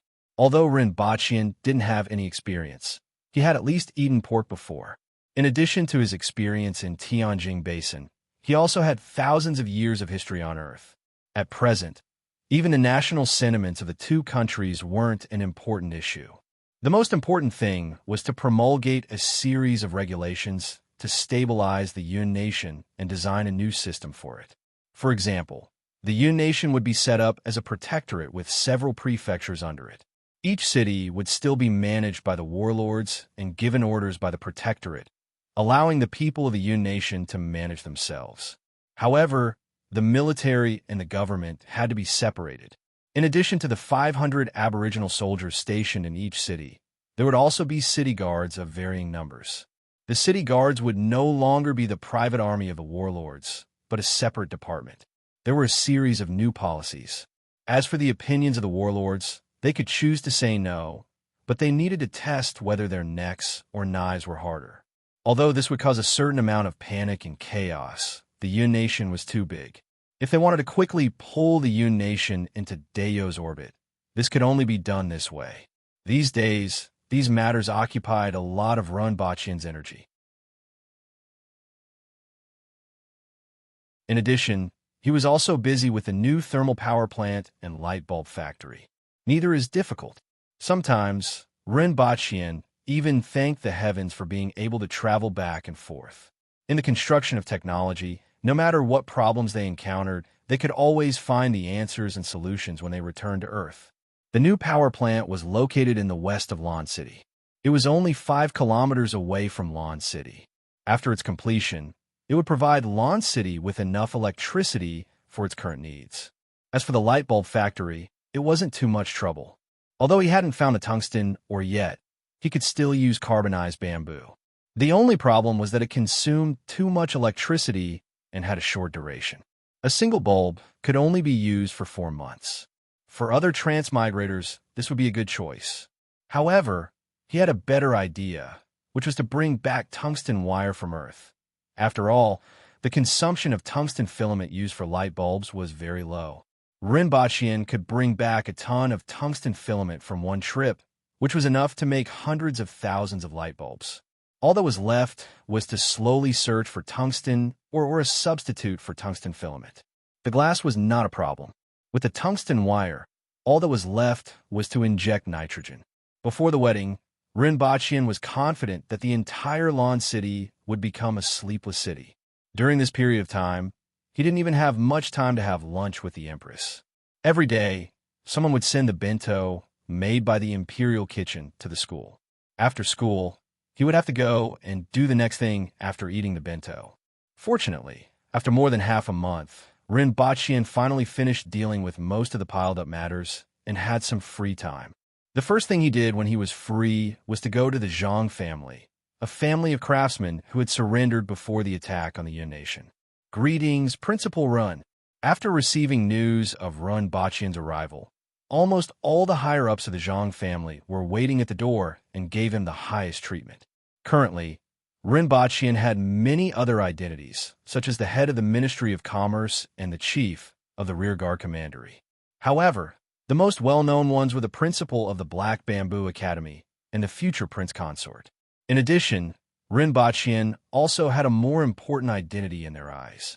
Whether it was the precision clocks, the powerful cannons, the running steam trains, or the legendary power plant, all of these represented that Renbachian had a lot of knowledge in his mind. Not to mention, he had defeated them in brewing, dyeing, forging, and so on. It could be said that Renbachian was far ahead of them in all walks of life. If they were a family of craftsmen who controlled more than half of the 360 trades, Renbachian would be a grandmaster who was above them. Furthermore, it wasn't just one trade, but many other trades. In the eyes of the Zhang family, these things were more attractive to them than to the other princes. This was because these things were also the foundation of their existence. Let's talk inside. Renbachian and the others entered the residence and could still hear the sound of smithing coming from the side courtyard. I heard that your recent results have been pretty good. Renbachian asked with a smile after sitting down. Although he was here to see the current situation of the Zhang family, he was also very concerned about their progress in clocks. Nowadays, The Zhang family would make some clocks every month and sell them in the stores of the imperial family, which was quite profitable. After all, this kind of machine that accurately measured time was very attractive to anyone, especially those high-ranking officials in the imperial court. If they didn't install glass windows, a set of glass cups, a clock in the living room, and some spices when cooking, how could they show their status? They would become a joke. In just over a year, these high-ranking officials had become loyal customers of Rinpoche's various products. Not only did the Zhang family make clocks, but they had also been doing research and had achieved some results. Bring it to Sir. Following the voice, someone quickly placed a fist-sized clock in front of Rinpoche. 7 or 8 old men were sitting there stroking their beards with a proud look on their faces. Although the internal structure of the clock wasn't too complicated, it wasn't simple either. Limited by the current level of forging, it was only thanks to the skills of the Zhang family's craftsmen that they could shrink the clock to this size. If it were anyone else, they would definitely not be able to do this. Rinpoche held the pocket clock in his hand and played with it. It was the size of a fist, 2 fingers thick, and the outer shell was made of metal. Except for the lack of glass, it was a qualified table clock. Yes, the Zhang family used this as a pocket clock. This size was enough to carry around. Nowadays, in Lan City, one could see the clock tower by looking up, but outside of Lan City, one had to look up at the sky to determine the time. And with this thing, time was something that everyone could accurately observe. However, in Rinpoche's eyes, this was only a table clock. If this thing was made more sturdy, it would be a good choice to place it on the chest as a heart-protecting mirror.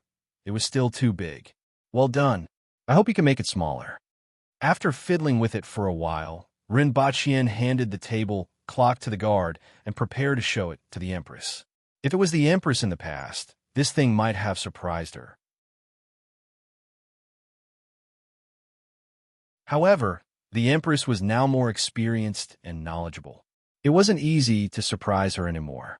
This made Rinpoche feel somewhat regretful. Sir, we are working hard to make it smaller, but it will be difficult to achieve in a short period of time, an old man from the Zhang family said. Rinpoche nodded as he had expected this. After that, everyone changed the topic. Rinpoche learned about the current situation of the Zhang family. Currently, there were more than 1,000 members of the Zhang family in Lan City, which was already a large number. After all, although there were 6,000 to 7,000 members of the Zhang family, many of them worked in businesses, horse and carriage companies, textiles, and other industries. At present, there was no use for them in Lan City, so they stayed in the Yun Nation to make things easier for the rearguard commandery. The Zhang family's residence was next to Jing Street, so they wouldn't be disturbed by too many people. The only thing lacking was that Lan City was relatively short of resources, which couldn't be compared to the prosperous Yun Nation. However, with the inclusion of the Yun Nation, this aspect would start to improve. Sir, we want to make more contributions. The strength of the Zhang family isn't just in forging and manufacturing clocks. After explaining the situation, the Zhang family's tone changed. Of course, I'm not going to let so many of you idle here. In fact, there are a few places where you are needed. Rinpoche smiled. He had such a plan this time. It was too wasteful for such a family of craftsmen to make such a small amount of things. Hearing Rinpoche's words, everyone immediately became spirited. They had been in Lan City for a year and a half, but due to their status as outsiders, the Zhang family was still limited to this small area. This was really not what they wanted to see. If this was the case, they might as well go to Great Xia. After hearing Rinpoche's words, they could finally get involved in more industries. After explaining the arrangements for the Zhang family, Rinpoche thought for a while and said, "By the way, the school will be recruiting students next year. If there are any intelligent children in the Zhang family, you can send a few of them to the school. The number of students won't exceed 3. The school couldn't always only have aboriginals. Since he was going to recruit his disciple into the school next year, he might as well recruit a class. In addition to the Zhang family, he could also recruit some from the Jing tribe." "Thank you, sir." Everyone was delighted.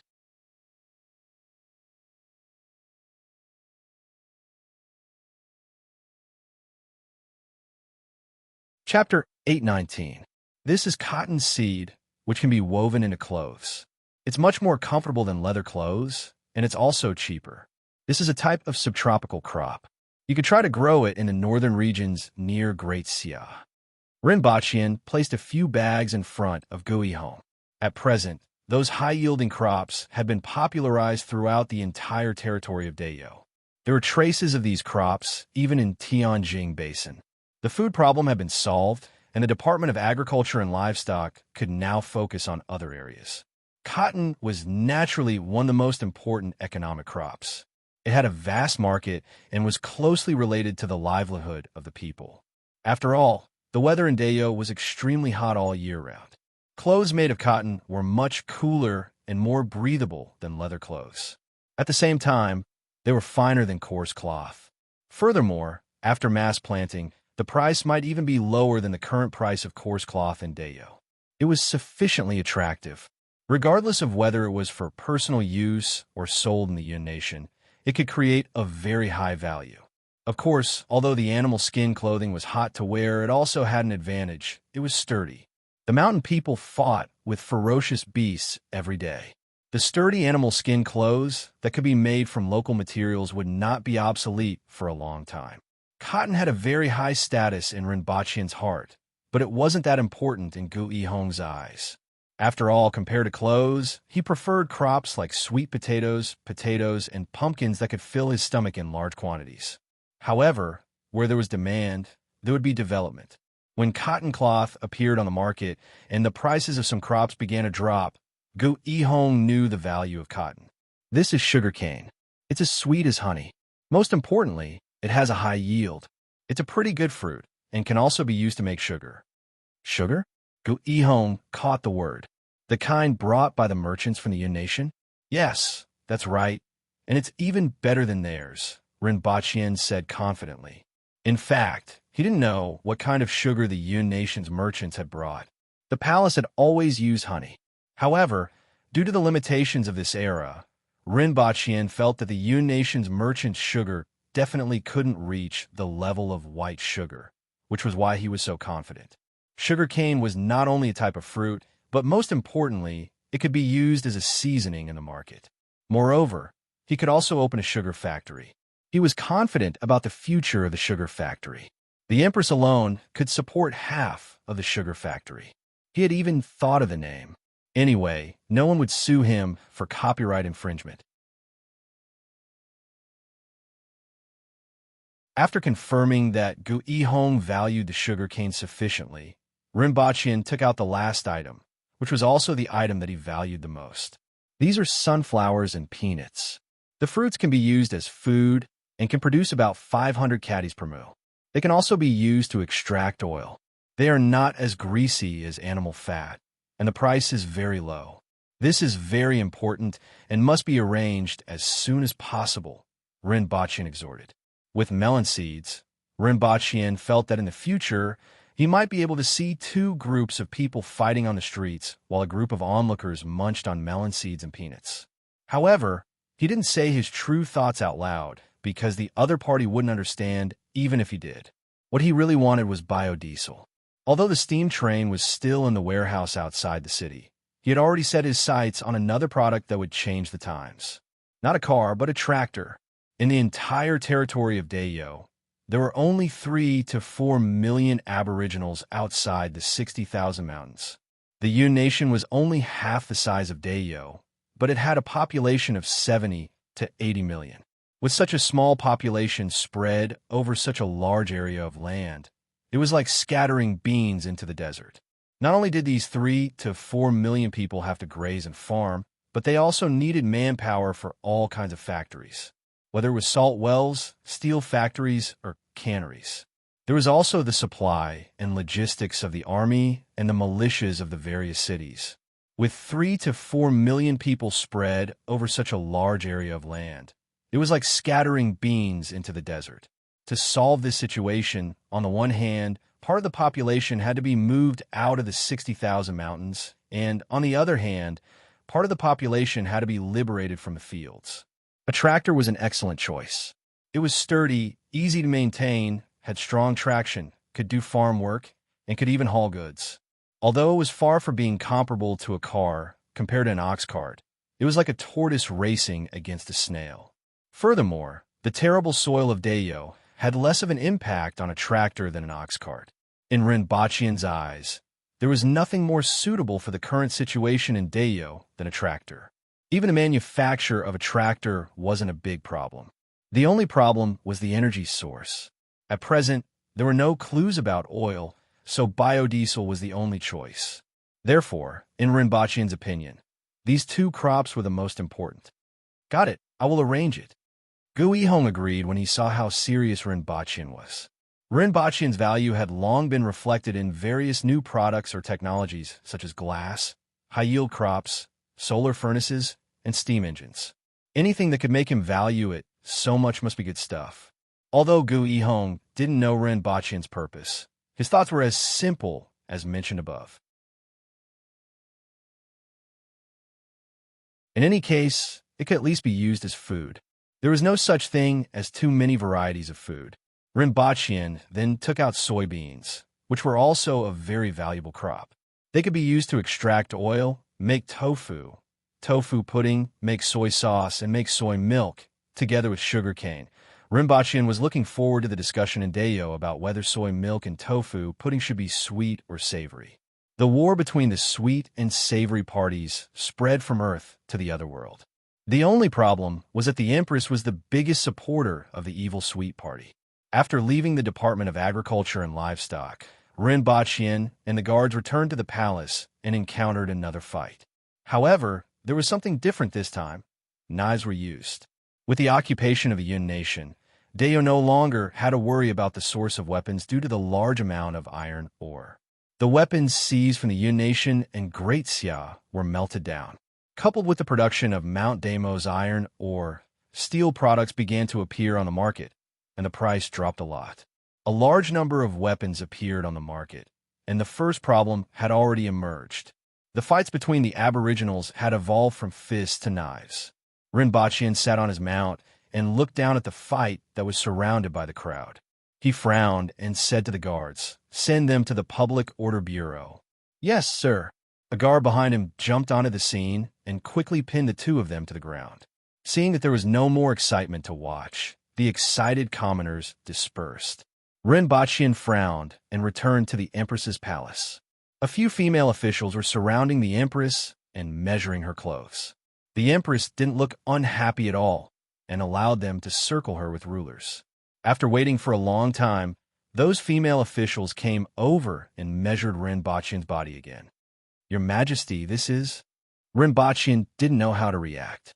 The Empress rolled her eyes at him, turned around, and picked up her tablet to watch a television series. Rinpoche thought for a while and realized that this was probably a wedding dress. After the female officials left, Rinpoche sat beside the Empress and took a look. The Empress seemed to be watching a fantasy romance, action, ethics, and science fiction television series. Rinpoche cleared his throat and said, "Your Majesty, I saw something when I came back just now. I feel that it's not a good sign." "Oh." The Empress didn't want to pay attention to him at first, but after hearing his last sentence, she immediately turned her head. Rinpoche told her what he saw just now. The Empress looked at him doubtfully and asked, "What's wrong?" "They use knives." Rinpoche looked serious. And then, the Empress continued to look at him as if she could see a flower blossoming on his face. Rinpoche had to admit that using knives wasn't as serious as it seemed to the Empress. This was the difference between a world where martial arts were respected and a modern era of peace. Compared to fists, using knives is more likely to lead to unnecessary casualties, Rinpoche said seriously. In particular, the Aboriginals were easily hot-headed. "But I can't possibly forbid them from carrying weapons," the Empress said casually. Rinpoche couldn't understand the importance of weapons in the hearts of the Aboriginals who fought with beasts. At first, Rinpoche really had the idea of implementing a ban on knives, even if it was only in the city. However, another idea popped up in Rinpoche's mind, and he felt that it was more feasible. "Your Majesty, It's not a solution for them to fight on the streets every day over trivial matters, Rinpoche said. The Empress thought for a while and said, the imperial court doesn't have a good solution for this matter. Even if they get whipped and can't get out of bed for 3 days, they will forget about it when they are hot-headed. As for being too strict, it's not appropriate. After all, fighting and courage are the foundation of the Aboriginals. In Lawn City, one would be whipped if they fought. The barbed whip could tear off several pieces of flesh with just 3 lashes. However, this didn't dampen their enthusiasm for PK. That's why it's better to let it go, Rinpoche said. Seeing that the Empress was looking at him, he continued, build a fighting arena in the city, or call a fighting ring or wrestling ring. If there is a conflict, it must be resolved in the fighting arena, and money must be paid. If there is a private fight in the city, give them a more severe punishment. Since 3 lashes weren't enough to wake them up, 30 lashes would be used. They would have a clear choice between getting whipped 30 times or going to the fighting arena to resolve the conflict. Furthermore, walking to the fighting arena was enough for them to sober up. Even if they still had a fight, there wouldn't be any casualties under the restrictions of the fighting arena. Furthermore, with the number of fights in Lawn City every day, Rinpoche felt that the fighting arena would be able to generate revenue as long as they collected a little money each time.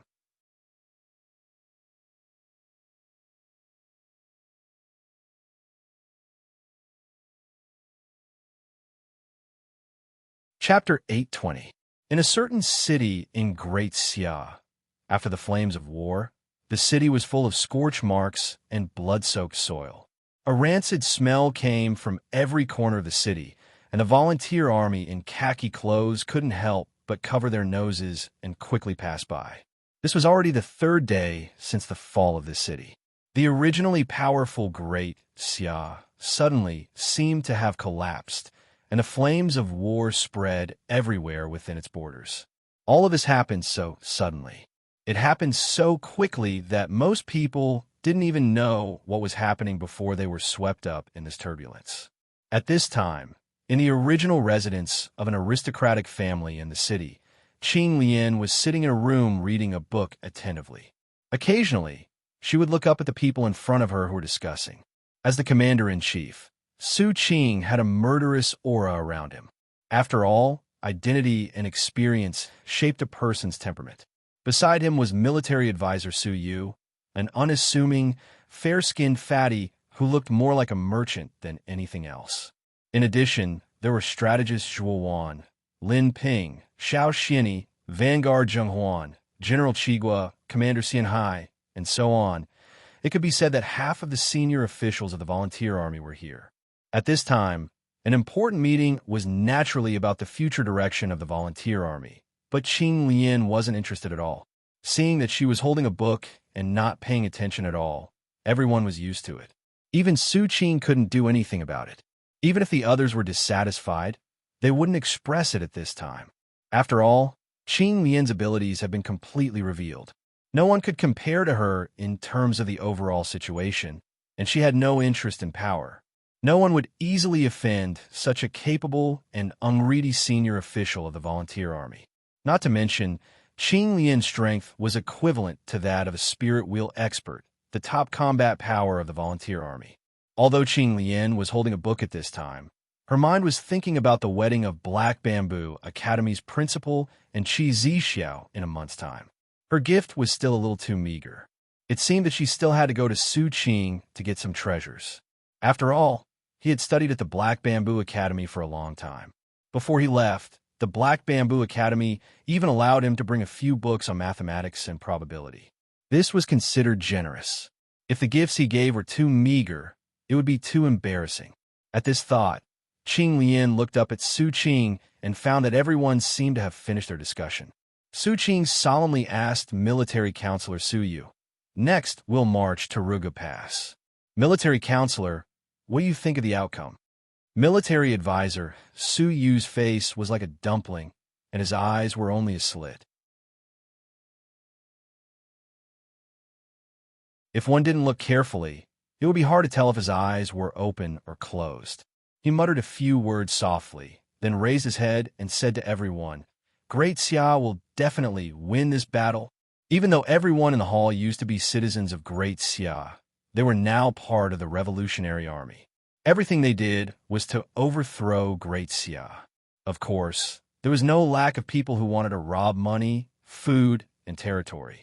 However, in general terms, everyone agreed that the imperial court of the Great Xia dynasty was the enemy. However, after Su Yu said, Great Xia will win, everyone was delighted. Those who didn't know would think that they were the generals of Great Xia. If an outsider heard this and saw everyone's expressions, they might start to doubt their own lives.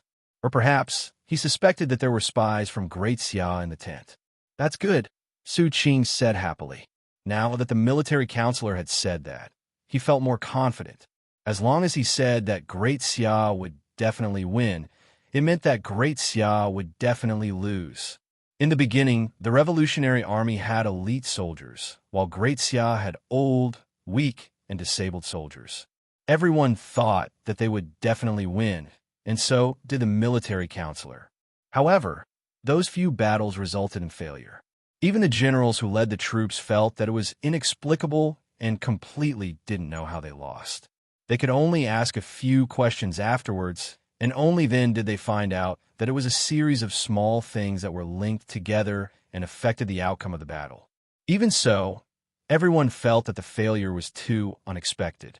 For a period of time, the entire Revolutionary Army was in a state of panic. Many people thought that the gods had abandoned them and were standing on the side of the opponent. Otherwise, there was no way to explain why a situation that was supposed to be a sure victory would end in such an inexplicable defeat. Then, the turning point suddenly came, and it caught everyone off guard. A battle that everyone was prepared for failure in order to reduce losses was inexplicably won. After experiencing a few more defeats, everyone realized that as long as the military counselor said that the side would win, it would definitely lose. Even if there were many elite soldiers, and even if they were fully prepared, it would still be the same. Unless it was an irreparable situation where one person was facing 100 people. As long as there was a trace of possibility, even if 1,000 people encountered 5,000 elite soldiers in the field, the situation would be completely opposite of what the military counselor said. Even Qing Lian was extremely curious about this magical phenomenon. She even tried to find out the secrets of the other party, but to no avail. Naturally, the position of the military counselor became more and more stable. Everyone even suspected that if they were to face Dayo, the military counselor would be able to help them win. Qing Lian searched for a long time, but still couldn't figure out how the other party did it. However, if Rinpoche knew, he would definitely understand that the military counselor was simply a living mascot and nanny. Furthermore, it was a top-notch poisonous nanny. What talent! After everyone in the hall left, Qing Lian said to the last military counselor, Su, you should lose weight. Otherwise, you won't be able to find a horse that can carry you. Su looked helpless. I have only eaten one bowl of rice every day for the past month and relied on drinking water for the rest of the time. However, I have gained another 5 kilograms. Su Yu's face was full of doubts about his own physique. Or can I help you? My sword is very fast and can reduce the pain to a minimum. Furthermore, I have the black mud cream from Lon City, Qing Lian said with ill intentions. Forget it. Being fat makes me look rich. My wife likes me to be fat. Su Yu waved his hands and strode out of the hall. When only Qing Lian and Su Qing were left, the latter relaxed her body and said, Speak. Normally, Qing Lian would have been the first to run away. Since he stayed until the end today, he definitely had something to tell her. You have found the Shi family's treasury, right? I want to go in and get some things, Qing Lian said. At the same time, she calculated in her heart that the other party would definitely agree.